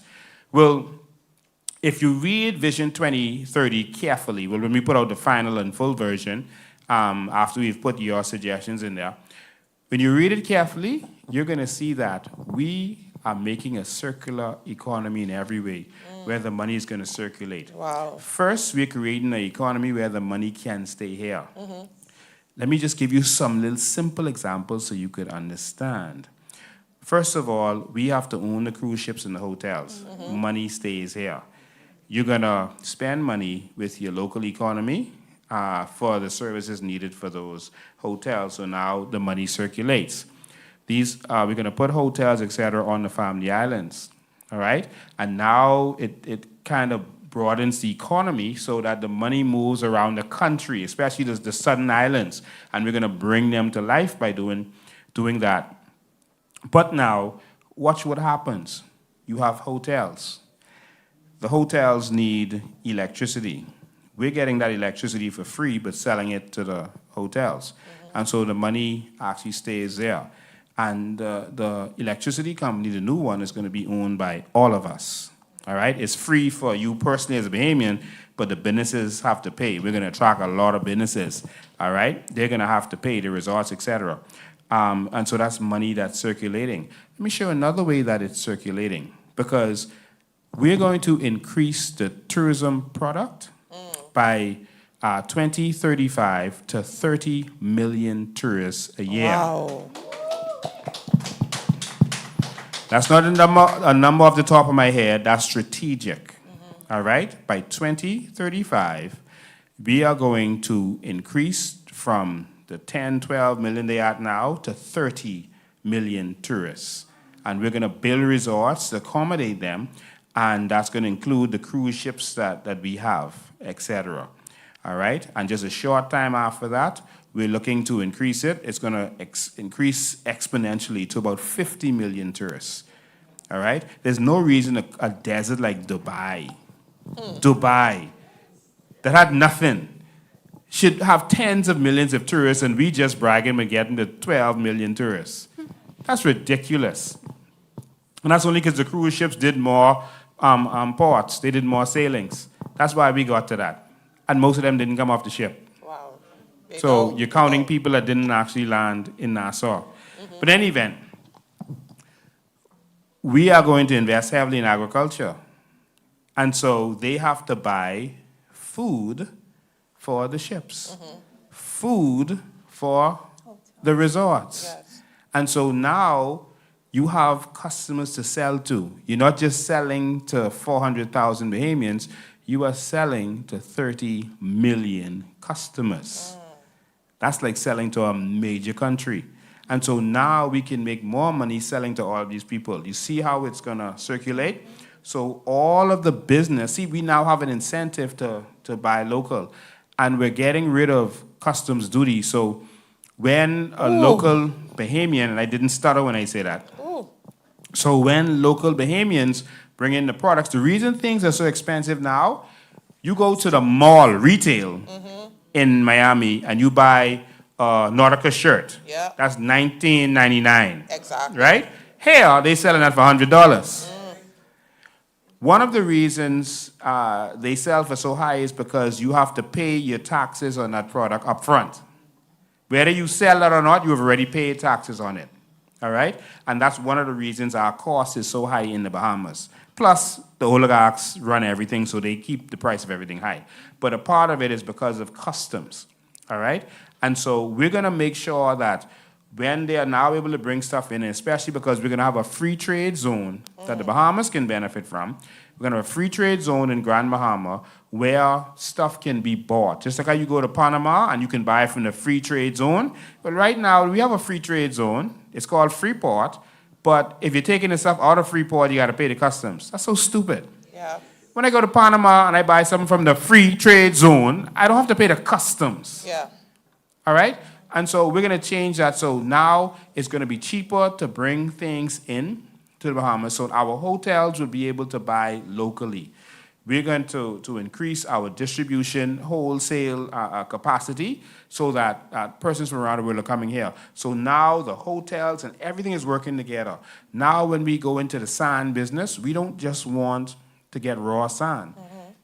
We want products from the sand. Why aren't we making glass? Right. Why aren't we making microchips and other things that you can use for the sand? Why aren't we going in the sea and getting products for the tourists and redoing them on a large scale? So now everything in our economy is going to be circular. Even our garbage, we're not going to wait. Our garbage is going to be turned into electricity. Everything is going to be circular. Wow. So I just wanted that person to understand that based on that question. When we go into tourism, it's like a nation, a new nation that you're building, and new customers that you're bringing every day. Yes. So right now we're like, if you have a little mom and pop shop on the corner, you know, in the middle of the ghetto, versus being a part of a mall where it attracts people to it. Right. Now we're gonna have a mall where we have unlimited customers coming to us, and all we gotta do is find something for each one of those customers to do, Right. and we're gonna make a lot more money from that. So we're looking at expansion Yes, so we need to invest heavily in ecotourism. And like I said, this is paradise, holistic tourism. Yes. There are so many aspects of tourism right now, and there It's are true. so many ways that we can cater to the different customers that we have around the world. We have so many people with talents. So now we can have our spas running over with extra customers. Yes. Customers from all around the world. It doesn't have to be just Bahamians. Okay, customers from all around the world. I'm excited about this. I'm more excited about our family islands. Yes. Because like we said, Nassau is Nassau centric. Yes. And I am so happy that a part of our plan is the decentralization of Nassau. Yes. So imagine when we build up these islands, all of these islands will have their own unique theme. So not all islands are going to have major industrial hotels. No, we're going to create boutique hotels. Yes. Again, the bungalows above water, but the most exciting I'm one excited for me about is the that one. underwater Yes. bungalows. I told someone, I said, can you imagine booking one of those rooms underwater? You forget you booked a room, you open your eye, and you have this big shark just hovering above you. I think I'll have multiple eyes. But the experience of it all, and not only that, Miss Claire, not only will the tourists be able to enjoy it, but our people will be able to Yes. live that life. That's the most important thing for me, is for our people to enjoy where they live. That's the most important thing for me. I am excited about it, and this is why I am so happy that we have a lot of new, innovative thinkers and people who believe that it is possible, that we can do. Yes. I am so over it. I am so over it hearing it is impossible. It cannot be done. People who say that are people who never step foot out of the Bahamas. Wow. People who said things like that have never stepped foot out of the Bahamas. People who don't believe that a sovereign wealth fund can do what it can do for the Bahamas needs to read more. And I'm serious about that, because they said a lack of, I can't quote too much things because I'll sound like a Medea. You know, Medea always messing up the scriptures in the Bible. But for lack of vision, The people the perish. people perish. Yes. It's the reason why Brave Davis repealed that sovereign wealth fund. It's the reason. Right. And guess what? We need to get that back. We need to get that back, because we need to Absolutely. show the people. We need to show them what is possible and what Yes. can be done. Yes. And I am excited about this upcoming election. I know that the Bahamian people are tired and they want change. Oh gosh. I'm not going to hear different. The Bahamian people are ready for change. And if you want to see what a brand new Bahamas can look like, keep in mind Dubai and the Bahamas just about basically the same age as it relates to our independence. We're basically the same age as it relates to our development, but look where they are and look where we are. Wow. They came from sand. And they came from that type of sand. Unusable sand. Unusable sand. We here and we're sitting on sun, sand, and sea and more. So much and more. we're here still saying it is impossible. And let me share something with you. We are our only downfall. I am not going to blame the FNM. I am not going to blame the PLP any longer. It's up to us as Bahamian citizens to decide what we are going to do moving forward for the next 10, 20 years. The truth has already been shown to us.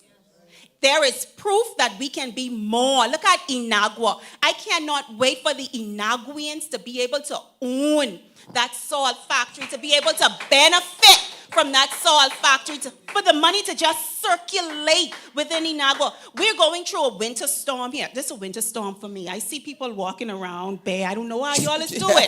Y'all ain't human. Y'all are not human. But Do you know that certain places in the U.S. right now, their streets are frozen? The medical personnel and emergency vehicles cannot get to certain places because they have no more salt in their reserve. That's right. And we have mountains and heaps of salt. Yeah. And not only that, we are strategically placed for them to get to us for the salt. But are we set up for that type of business? No, we are not. We can be, but no, we are not. I'm ready for change. I Yeah, don't know about you. and we started to talk about decentralization, and one way that we're going to encourage decentralization is connecting all of our islands. And so we're going to have one Bahamas. And so the way that Rome became great was because it had roads connecting all of Rome and everyone around it. America became great because of their highways. They connected all of their states. The Bahamas has to connect itself. And we're going to do that, firstly, through the ferries that we initially told you about a couple of weeks ago. These are ferries that are not boat, they're not plane, they're boats and planes at the same time. And they can go up to 155 miles per hour. And we're going to have constant ferries traveling all our islands every single day. It's very doable, it's very easy, and we're going to make that happen. The reason it's difficult to live on the Southern Islands is because you're not connected. No. Once you're able to connect them, then it's going to build their economies automatically. We are going to invest in those Southern Islands, real projects on those Southern Islands, real getaways that people will pay millions of dollars to go to, exclusive getaways on. They are some of our most beautiful islands, and they're neglected. And so that's what we're going to do. We're going to connect them. And the fuel to do it is too expensive for mailboats, and that's why it is the way it is. But now that we have the technology to get power from water or hydrogen, now it costs basically nothing to run these things. Yes. And so you can have them moving throughout our islands constantly, and now you can build up all of the economies. Our focus is on our Southern Islands. The key is up there in the north with Freeport because of how close it is, but the Southern Islands is where it's at. That's where all the potential is, and that's where we're going to get people to move. Bahamians are going to be spread out as owners all over these islands, and we're going to give them the crown land to develop what they want. You want an over bungalow hotel? Well, here's the money. You give you a grant. We like your idea, and here's the land to do it. And you'll own a part, and the Sovereign Wealth Fund will own a part, so all Bahamians benefit from this grant we just gave you to build them overwater bungalows over here. You need a marina over here? Okay, here's the money to do it. Here's the land. Here's the permission to do it over the water. And you're going to partner with the Sovereign Wealth Fund. Doesn't that make sense? Yes, it does. Yes, it does. And now moving forward, when the foreigner like RCL, how they did with the beach, I would have had them own a part and we own a part, because that's our crown land. The land is the value. You can't have that beach in the sky. If you don't like it, go put the beach on your boat. But other than that, if you want to put it on land, that's our land. You will own part and we'll own a part, and that's because you're putting it on our land. And we get part of the profits, not just the taxes, the profits. And that's how we're going to transform this whole thing. And there are foreign investors willing to do that, because guess what? The first thing they have to do is go look for capital. They got to go look for money. If they could get the money right here, then okay, problem solved. If they could get the land, problem solved. They could use the land to help raise money. And so that would solve a lot of the problem. We just got to think differently and negotiate like a boss instead of going around the world begging like Joneses. There's something I want... there's something I want all of you to see. Joey, producer, I thought I sent this to you, but I'm sending it now. I want you to put this on the screen as fast as possible. I just sent it to you. I need for every Bahamian to see this. I need you to see this. This isn't necessarily tourism, but there's a reason I want you to see this. As soon as it pops up on the screen, you'll get it. Yeah, it's coming now. When it goes on the screen, you'll get it. we have had so much backwards thinking. We could have been ahead. If Bahamians have voted for the COI in 2021, you'd have been ahead. Everything that we are telling you we are going to do would have already been done. Yeah. Aisha, read what you see on the screen. Sorry, I'm gonna have to turn my back. The Barbados Republic Child Wealth Fund birthright dividend. Every child born on or after November 30th, 2021 in Barbados will get a head start in life and receive from the government of Barbados a one-time birthright investment of $5,000. This will be held in trust for them until they reach between 18 and 25 years old. The investment will be compounded over time, and anyone can top up, the child's investment. These investments may be used by the child to assist in building wealth, which can be in the form of acquiring housing, education, assistance, and in exceptional circumstances, health support. Vote beep, listen. Beep, wow. That's Vote COI. That's Mia Motley. She posted that I think yesterday. Oh, what? Donald Trump did the same thing, and I believe that all of this came from a simple conversation that one of his policymakers had with me, right here in the Bahamas, sitting in the Bahama hotel. Wow. And driving around Nassau, looking at all of the potential. And so we are influencing the world, I believe, but Bahamians are being left behind. She backdated that to when we were supposed to be the government, 2021. Jeez. She backdated that to 2021. That's retroactive. It is. We were going to do $10,000 per child. She's doing $5,000. Trump is doing $1,000. Man. Right? Yeah, we're doing $10,000 per child. And the All thing right. about it, what she said, in that it can go towards health situations or circumstances. Yeah. We have so many Bahamians having to do these cookouts and all these fundraisers and concerts to get money and to garner money for medical situations. And these people are being proactive in their countries, and they tell the COI it cannot be done. You know what's so interesting about this whole thing? I am so glad she backdated it. But what is interesting is when we started talking about this the first time, they said we were crazy. Yep. We were selling dreams. We were delusional. But look at what's going on. Now, mind you, when we spoke about this template was already out. This was already taking place in certain countries like Dubai. Wow. So this is not just a template that was pulled out of someone's rail. That part. Okay? This actually is something that can take place. And now we see, and this is why I said I cannot blame the PLP or FNM anymore. Because now we see other countries and major countries starting to do the same thing. The United States of America. Go, Donald Trump. Do it for your people. We're seeing Mia Motley. She wants to put some of these things in place. Yes. But the only that's holding us back is us. Now, if we want this, then we vote for it. If we feel we deserve it, then we vote for it. Yes. The PLP isn't going to give it to you, and the FNM isn't going to give it to you. Wow. They are not. We act like abused people. Okay, we are abused people. Yeah, I think this is why some of us are holding on so tight to that whip. But it's time to let it go. Listen, I want to get up on the stage now and do the walk, but it's time to walk it out. It is time to walk it out and walk into the new Bahamas. Walk into the new Bahamas. Walk into the new Bahamas.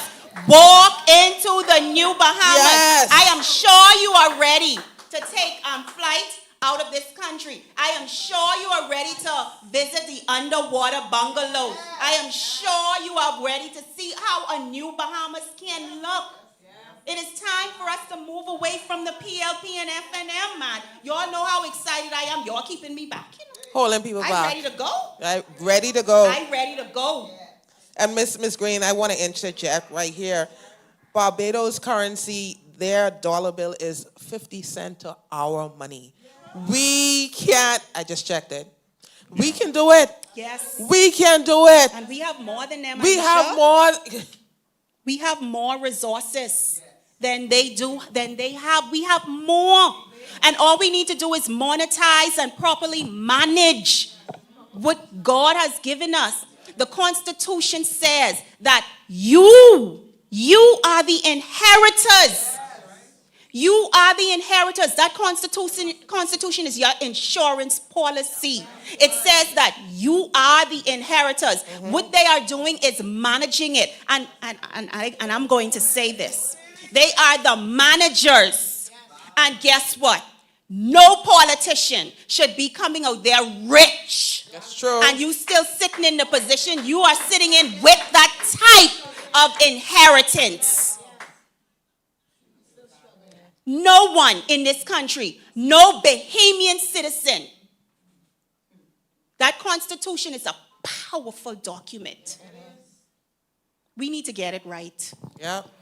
And so I want you to see how doable this is. You just have to look at the numbers, you know. We have about 5,000 children every year, all right? You have to have one Bahamian parent in order to benefit from this. So it's really going to be less than 5,000, but I'll leave it at the 5,000 children number, right? That's only $50 million if we give each child $10,000.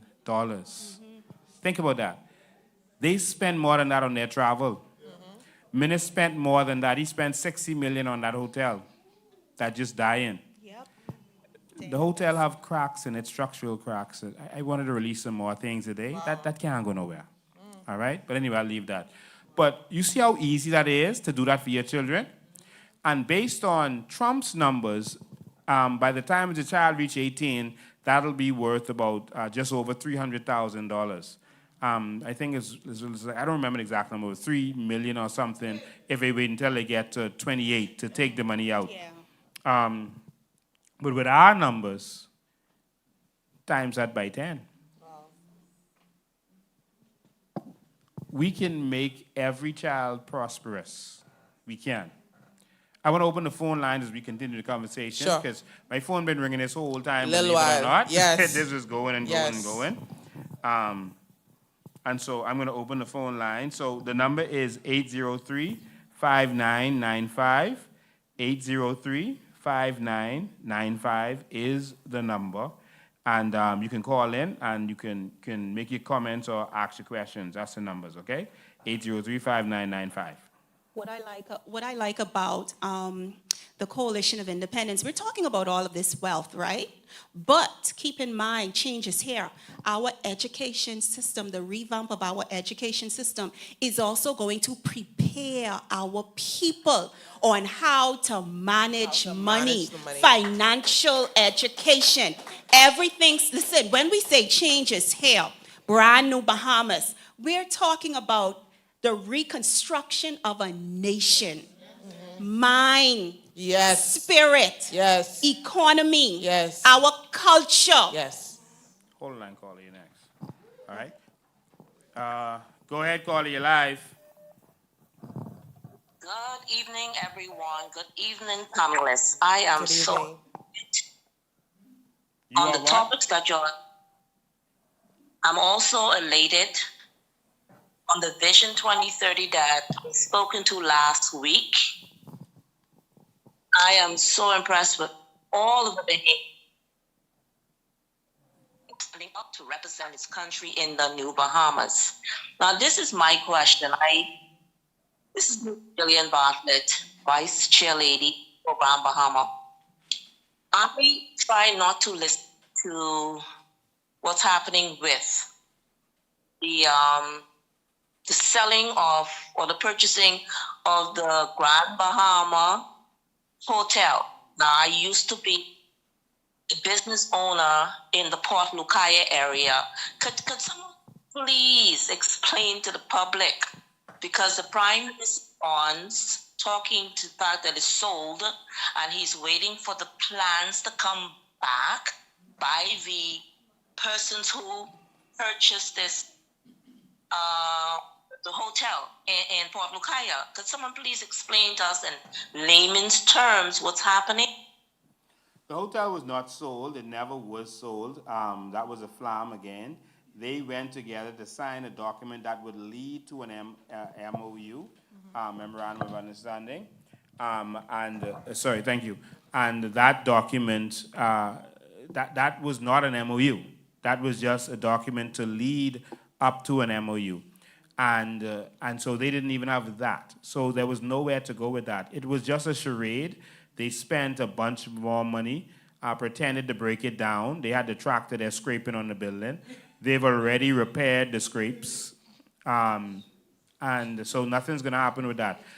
That's a sham. So basically what they're doing now is trying to bring up all of these different things and make it look like they are going to do this and going to do that. Just give them another chance. Then their whole campaign is going to be, a government can't get it done if you only give them one term. It don't take 5 years to build a hospital. It don't take 5 years to sell a hotel. Absolutely. It don't take 5 years to do nothing in this country. That's why you have whole 5 years. In fact, in America, they only got 4 years. Look at all Trump has done in 1 year. All right? And so what they do is intentionally do nothing for the whole year, the whole term, and wait till before election, do a couple little small things, hype it up like they did such good, great things, do some things to some of the kids and the young people, and make it look like they so love the country, then start paving some road, and then once you vote for them for that. No, time for this country to make a great leap forward. It's time for us to take flight. Yes. We know all of these announcements that were being made between Hubert Minnis, right, when he was in term, which was 4 years ago, leading into this government who's in term for another 4 years. How come the reporters can't see this? And I know you can say, oh, they bought out, but something is like tremendously wrong with the reporting. It's off, and it needs to be corrected. Yes. So the media only does what they're told. The Prime Minister has sold the media out. He's bought them out, sorry. And so you're not going to get truth from the media, all right? Like Trump used to call them fake news. That's what the media is in this country. If they're just talking about something generally that happened, like a cat got stuck in a tree or something general, yeah, you could believe them. But anything to do with politics or anything, don't believe nothing they say. They just pushing the agenda of who is giving them the commands. And, that takes us to, it's a sidebar, but looks like Watson didn't get picked after all that selling out. But that was so obvious, Mr. Bain.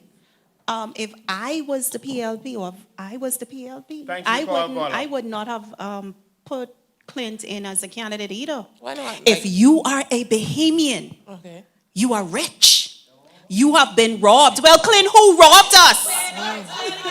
Who robbed us, Clint? True. The PLP, the very same party, and the FNM, the very same party you are vying for. You have been robbed. Clint, listen, I love you because you are a human being. But you cannot come to the Bahamian people after all that Bahamian evolution has shown you that the political parties, both political parties, have been doing to the Bahamian people for decades. You were even blown away by the evidence. Wow. And to see you go back and lick up, I have to use this term, and play up and vomit. That's what that is. I'm sorry it's strong, but listen, the only way we are going to get change in this country is we have to face facts. We have to speak to the elephant in the room. And that's basically playing up in your vomit. Wow. It's the truth. It's the All truth. right, the number is 803-5995, 803-5995. We have a few minutes more, so you can call in at this time, all right? 803-5995. I want to say this to the Bahamian people. We have been in survival mode for so long. For so long. It almost, when you go into therapy, you have to do a whole revamp of the mind and your thinking and all of that kind of stuff. And someone is showing you better, and you're sitting there because all you know is having crumbs, and that's all you understand. And someone is telling you, but I have better for you. And you're like, no, it's impossible, it's impossible. Please, let's break out of survival mode. And I know you've been there for a long time, but change is here for you and I in this country, in the Bahamas that we love. And we're going to this caller, but please, let's break out of this and accept the change. Call you live, go ahead. Yes, Mr. Bean, I'm really watching you, and I want to speak on. I like what they're saying about the tourism and everything. And what I always worried about in this country is the youth in sports. We have a problem with them. You know, you have the same people representing this country and not showing no type of interest of helping out the people in this country with the sports. The sports plays a big part in this country. And I don't know why it's been like that for years. The same people being in power and repeatedly going through the same thing year after year after year. I understood because I used to be a sports fella too as well. And softball, the Bombers used to represent number 3, number 2 years back then. And we used to have tournaments coming here, people from all different sorts. And it just started going down and going down. And the people start coming. We can make money in this country as well by having people come into tournaments. Because if you win the tournament, the money goes to the government and goes to the team as well too. You understand? But you putting people in place who don't believe in helping out the youths, pushing them where they belong. Baseball, softball, all them gone down. We don't have no good players like we used supposed to because continuously they keep putting the same old people in place to go represent the country. Yeah. And it's a cry shame. Yeah. You understand? Thank you for your call, man. We need to do something about that sports too, the youth in sports. Get All them right. people out of it because they travel and represent the country. They got money as well. And what they do with the money, keep it for themselves. They share it around the club. And they don't care about where they play. Years ago, my mom, they used to play ball. My mom, they used to represent number 1, number 2. Right now, the ladies' team represent what? 55 in the world. The men's team represent what? 32 in the world. And it's a cry shame. We need to work on that as well. Yes. Thank you, man. Appreciate your call. And if you work on that, having tournaments, because year-round, they have tournaments all over Mexico, Venezuela, Colombia, America, Canada.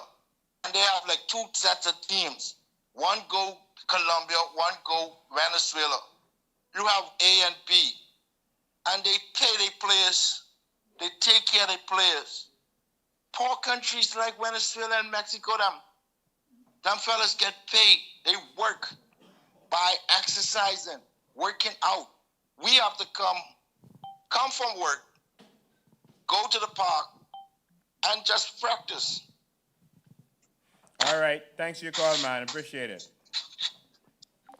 So, as we revealed last week, and we've been revealing from the last election, we're going to invest heavily in sports because we believe there's a return on investment in investing heavily in sports. And that's that, you know, when our athletes are representing all over the world, people are going to hear about the Bahamas, and that's advertisement. Nike pays billions to put their logo on athlete's jersey every year. Billions. All right? And so we believe in the same thing, and we are going to invest heavily in sports. And yes, we are going to attract a lot and create a lot of tournaments for people and athletes to come here. And we're going to do what we can to get those tournaments that we have on ESPN, etc. And that's more promotion. We're going to pay for that because we're going to benefit from that. Whereas it might be getting something on ESPN. Do you know what kind of advertisement that is? If we have water sports tournaments here, if we get the Olympics to come here, the world will never stop talking about us. If we get other tournaments to come right here in the Bahamas, I think we got to start thinking differently. Let's go to the phone lines. Call you live. Go ahead. Good evening, everyone. Good evening, Mr. Bain. Good evening. Yeah, question there for Grand Bahama again. I remember now, it's in 2004 to now, the Bahama Princess Tower Resort and Casino was closed for 22 years. That's under 4 administration. They never went to no other avenue to find name brand hotels to come to Grand Bahama. But the Grand Lucaya, they tried to sell, I guess, for 8 or 9 times. So that means we're only good for 1 hotel in Grand Bahama. So make that make sense to me. 22 years, they could never open that resort. And then try to sell 1 hotel. Are you from Grand Bahama? Yes, sir. Did you believe the nonsense that the government was running on with? That's a pure nonsense because everybody who lives there know he was talking craziness. Wow. Wow. Well, under the FNM and PLP, that hotel is never going to be developed and nothing good is going to happen for Grand Bahama. So we just need to finally get rid of them and do something different. All right, caller. Appreciate your call. Thank you. All right. I can tell you that I was a part of a group when they first tried to sell that hotel during the lockdowns. I was part of a group that was trying to buy that hotel. Wow. We actually won the bid. I have the emails to show you to say that we were the front runners, etc. We won the bid. The bid was closed. We were waiting around for about a month. A month later, RCL announced, we saw in the paper, RCL says they're putting in a bid, but the thing was closed. Wow. And so they called a meeting with us. We met with them at the Prime Minister's office, and we also met in Grand Bahama with Crazy Thompson and his team and the rest of them. So don't think the FNM know better. We met with them, and my partners were like, the bid was closed. We won the bid, and so why are you why are you allowing RCL to bid? And they said, well, we're going to allow them to bid. But what we want y'all to do is they don't have the money. Y'all have proof of funds. Y'all have the money in the bank. Why don't y'all give them the money, partner with them, and then everybody wins? What? So my partners was like, no, that means we lose because we won the bid, and you're telling us to now partner with RCL, and that's not fair. He said he was going to sue, and that's the kind of stuff that happens in this country. And that could have only be, I have no proof of that, but that could only be some kind of under-the-table deal because the bid was closed. All right? What in the world is that? And guess what? That hotel never sold because of what they did. In fact, on the day that they signed with RCL, you might not remember this, but on the day they signed with RCL, hail fell from the sky in Grand Bahama. Big ice was dropping everywhere and causing damage. Not only that, the whole dock at the shipyard broke. Their most valuable dock totally split. No earthquake or nothing, just out of nowhere, just broke. And the crane that was there, the cranes fell on RCL's cruise ship and damaged it. And the same amount of money they agreed to buy for, $60 million, that's how much it cost them to repair the ship. Oh my goodness, wow. And guess who owns that dock? RCL and Carnival. All right? And it's still not sold to this day. Those persons had $1 billion to invest in Grand Bahama. The problem is, we wasn't talking nothing under the table. That's the only problem. But they had $1 billion to transform Grand Bahama. They told us, we met at Minist's office, all right? Who's heading up the off? The fella dying now, Joshua Sayers. And we met at Minist's office, and they told us, listen, man, RCL got to go get the money from somewhere. Y'all have the money. Just give them the money. That's the kind of stuff that happens in this country. And now Grand Bahama is still suffering. Grand Bahama is going to, unfortunately, stay like that as long as the PLP and FNM has seats in those constituencies. There's Like- not going to be change. What they can look forward to is little petty surface governance. I think, correct me if I'm wrong, Ginger Moxie is in Grand Bahama in Pine Ridge? Yes. In Pine Ridge. And what I need to send a message to my people. Please do not be moved by what they are doing in the community. I normally just get backlash when I speak up on women representation. I have and I hold us to a high standard. We are not perfect. But in leadership, I would like to feel the impact of a woman in parliament putting policies that is going to change our lives as women on a level, listen to me, on a level we have never seen in this country. I don't want to see my member of parliament, a Leslie Miller Bryce, in the community just painting and doing this little thing and doing that. You are in the house to put policies and legislations in place. Yes. That's what we are paying you for. Yeah. We have civic organizations, Miss Claire, Yeah. that can do the things that they are doing in the community that they are thinking are such mass governance. We need policy change. Policy shifts, Yes. it builds, Yes. and it cultivates a nation. That means even after they are gone, Yep. It's still in place. that's what you call legacy. So to my fellow Bahamians, stop praising these MPs for coming out in the community and pushing down the bushes, for coming out in the community and feeding you hot dogs, for coming out in the community and having little events. That is not what a member of parliament is about. While they are in the house, you notice they coming out rich and coming in the neighborhood like what Sabas doing right now. Yep. Putting roof, building this. No, we won't. Listen to me. Minutes was on the side of the road doing TikTok, pointing at the garbage on the side of the road. Minutes, you was the former or the fifth, he was the fifth prime minister. So Correct me if I'm wrong. it's a fifth, yeah. Fourth. The fourth prime minister of the Bahamas, and you are on the side of the road pointing at garbage. If you want to come back in parliament, shouldn't you be putting, ladies, shouldn't he be putting policies together? I want to know that Minister is interested in empowering us through our sovereign wealth fund. Don't point to garbage on the side of the road. It's true. It's We fourth. need real governance in this country. The things that they are doing and calling it a good time or real governance, that's a slap in the face. And this is why they treat us the way they treat us. This is why they insult us the way they insult us. Yes. This isn't governance. I need Leslie and them to get in the house and fight for our sovereign wealth fund. Get in the house and empower us through land. Draft policies, enforce policies, enhance policies.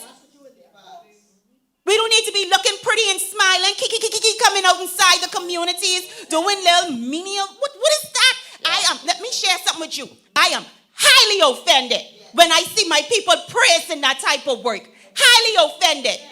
We paying them from the public treasury to sit in the most powerful house in this country. Sacred house. To come back down to clean a sidewalk and call it good governance. To be present in the community and say that's good governance. Listen to me. Under the Coalition of Independence, you ain't gonna want to see your MP. You know why? Your MP empower you to the point where you don't even have time to see him. He gonna have to make an appointment to see you. That's the whole point. Yes. Let's go to phone Yes. Yes. Call you live. Go ahead, call you live. Yeah, turn down your TV. Okay, let me do that.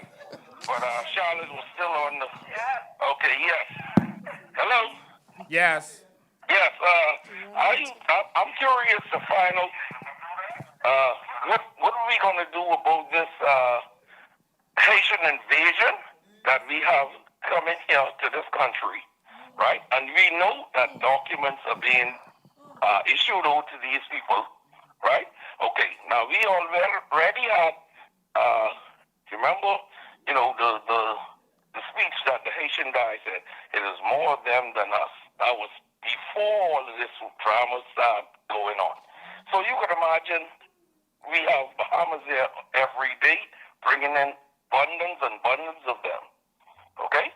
So my point is, what we gonna do? See, we can't be just talking. Oh, we gonna do this and what we gonna do to put a stop to that?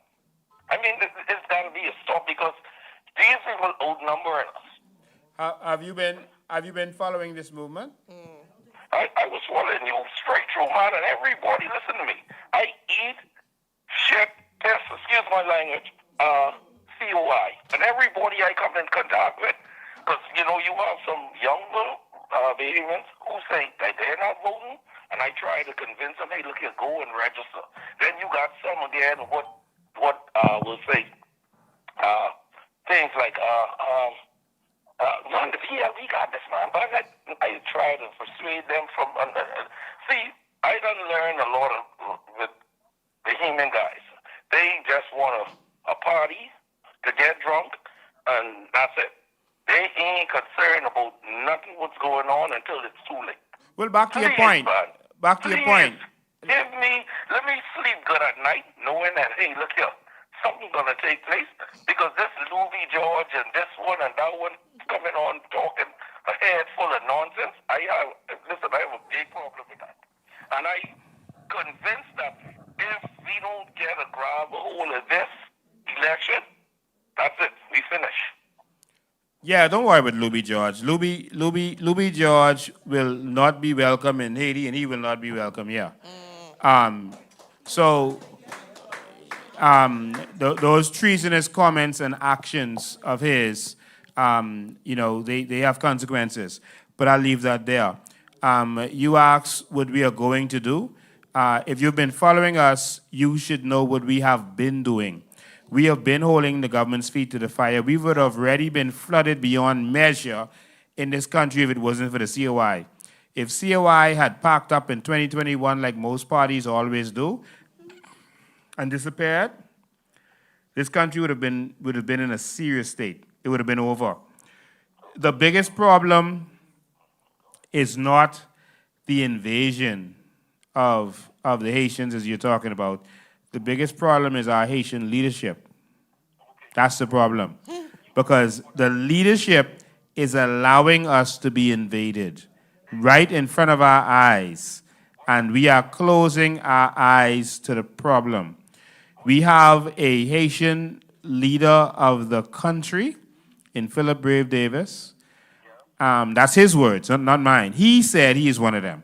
All right? So that ain't my words. Don't say I saying something out of order. That's his words. And we have a Haitian leader of the opposition. And so the future is, hold on, they can't hear what you're saying. I hear you talking, but they can't hear you right now while I'm talking. We have a Haitian leader of the opposition. We are told that his mother is actually Haitian, and he was adopted by Miss Benson. But his birth mother is Haitian, and we just asked him to prove or deny. You know how hard that is. I'll do that. If someone asks me, I'll do that. You ask me, I could lay it out on the table for you. All right, but he is running from that, of course. And we asked him to show his birth certificate. I'll show my birth certificate. I have no problem doing that. All right, I'll show my birth certificate in a heartbeat because I'm a proud Bahamian. So I ain't got no shame in my birth certificate. And so with these people who are sympathetic towards other nations, that's where some of the problem comes in. I don't have no problem with Haitians or Chinese or Jamaicans or anyone, I just believe that Bahamians should be first in our. Hold on. They can't hear you while you're talking. So just hold a sec. You keep talking, but I tell you they can't hear you. Only me could hear you talking, but I can't hear what you're saying. I have no problem with Haitian, Jamaican, or any of those persons. But Bahamians should be put first in our country. Jamaicans should be first in Jamaica. Haitians first in Haiti. All right? Americans first in America. Bahamians first in the Bahamas. And if you come here to share this country with us, just come the right way, man. We ain't bad for saying that. Go ahead, caller. But I watched you the other day. When you said, okay, well, could we have somebody in the room with us to make sure that these people could speak English, they could do this, and everybody tried to fight you down, Yeah. They tried to fight you down. And right there, that there was a conflict of interest right there to me. You know what I mean? I mean, come on, man. I mean, I don't see nothing you said was so wrong. Nothing was wrong with that. And that's the way all my life. It's the way things should go. All right, thanks for your call, man. Yeah. All right, I think we got to wrap it up now. We done gone over time. But I just want to let the Bahamian people know to go and read our vision for tourism, comment on it. We're going to, in short order, we're going to be releasing our full Vision 2030, our final plan. The plan we gave out there was a proposal and a draft, and now we're going to be releasing the final plan to show you exactly what's going to be done, when it's going to be done, how it's going to be done. Everything is going to be right there for you, so you have something to reference. So if we tell you within the first month we're going to be start issuing Crown land, and in the first month we ain't do that, then you know the time to hit the streets. All right? But I'm saying you will be able to see what our plan is in our timeline, and we'll be able to explain everything to you because we're coming to the Bahamian people on a weekly basis, just like we do now, and we'll be able to explain where we are and where we're going and make sure everyone does this together and we understand everything. I'll take this one last caller since they still called in. Go ahead, caller. Good night.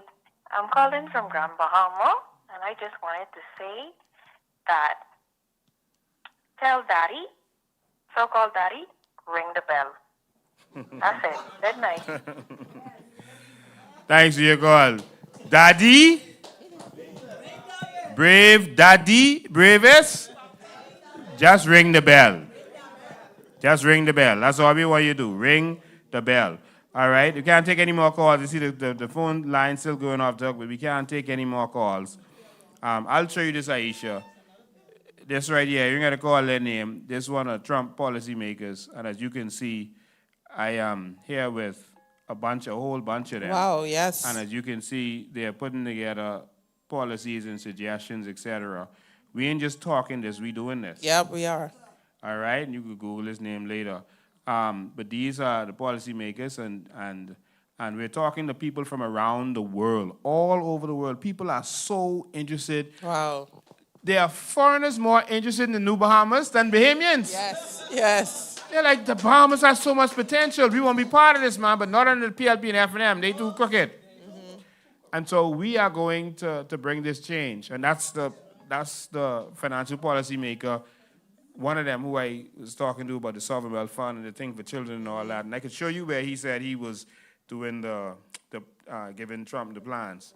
Wow. But anyway, but ladies and gentlemen, the future is bright if you want it to be bright. Sorry, the phone keeps ringing. I can't answer anymore. We done do 3 hours probably. I even look at the clock. But this was powerful. I want to thank our Shadow Minister of Tourism. I believe in you. I believe that you could transform tourism. On day one, I am going to instruct the Minister of Tourism to send a memo to the casinos to let them know that that policy is canceled forthwith, immediately, effective. Yes. Immediately. That Bahamians should be allowed to gamble in the casinos just like every other human being. Mm-hmm. Just like the Americans can come and gamble in casinos, Bahamians should come. Just like the Haitian could come from Haiti on the plane and gamble in the casino. That's right. But you can't. It's true. It's true. The Chinese could come, but you can't because you are less than a human in the eyes of Bahamian law. And we're going to change that on day one and make sure that Bahamians own casinos. We can own them together. And we're already talking to the experts around the world to get this done. You all stay tuned. Now, you could vote for the same old, we pave road and we could build this school and we could build some house. You could do that, or we could have the Dubai of the Western Hemisphere. Your choice. Yes, it has been a provocative, again, session. We have garnered more information. We have gotten some documents that we are not even finished with yet. Mr. Bennett's going to add to it. But you know something, Bahamians, it's time, like I said before, to get out survival mode. We're not in survival mode anymore. We are the ones calling the shots. And as you can see, they're coming to your doors and they're begging you, practically asking you, I need your vote, because you are more than you think you are in this country. And I want you to know that when you're registered to vote, your voice is very, very big.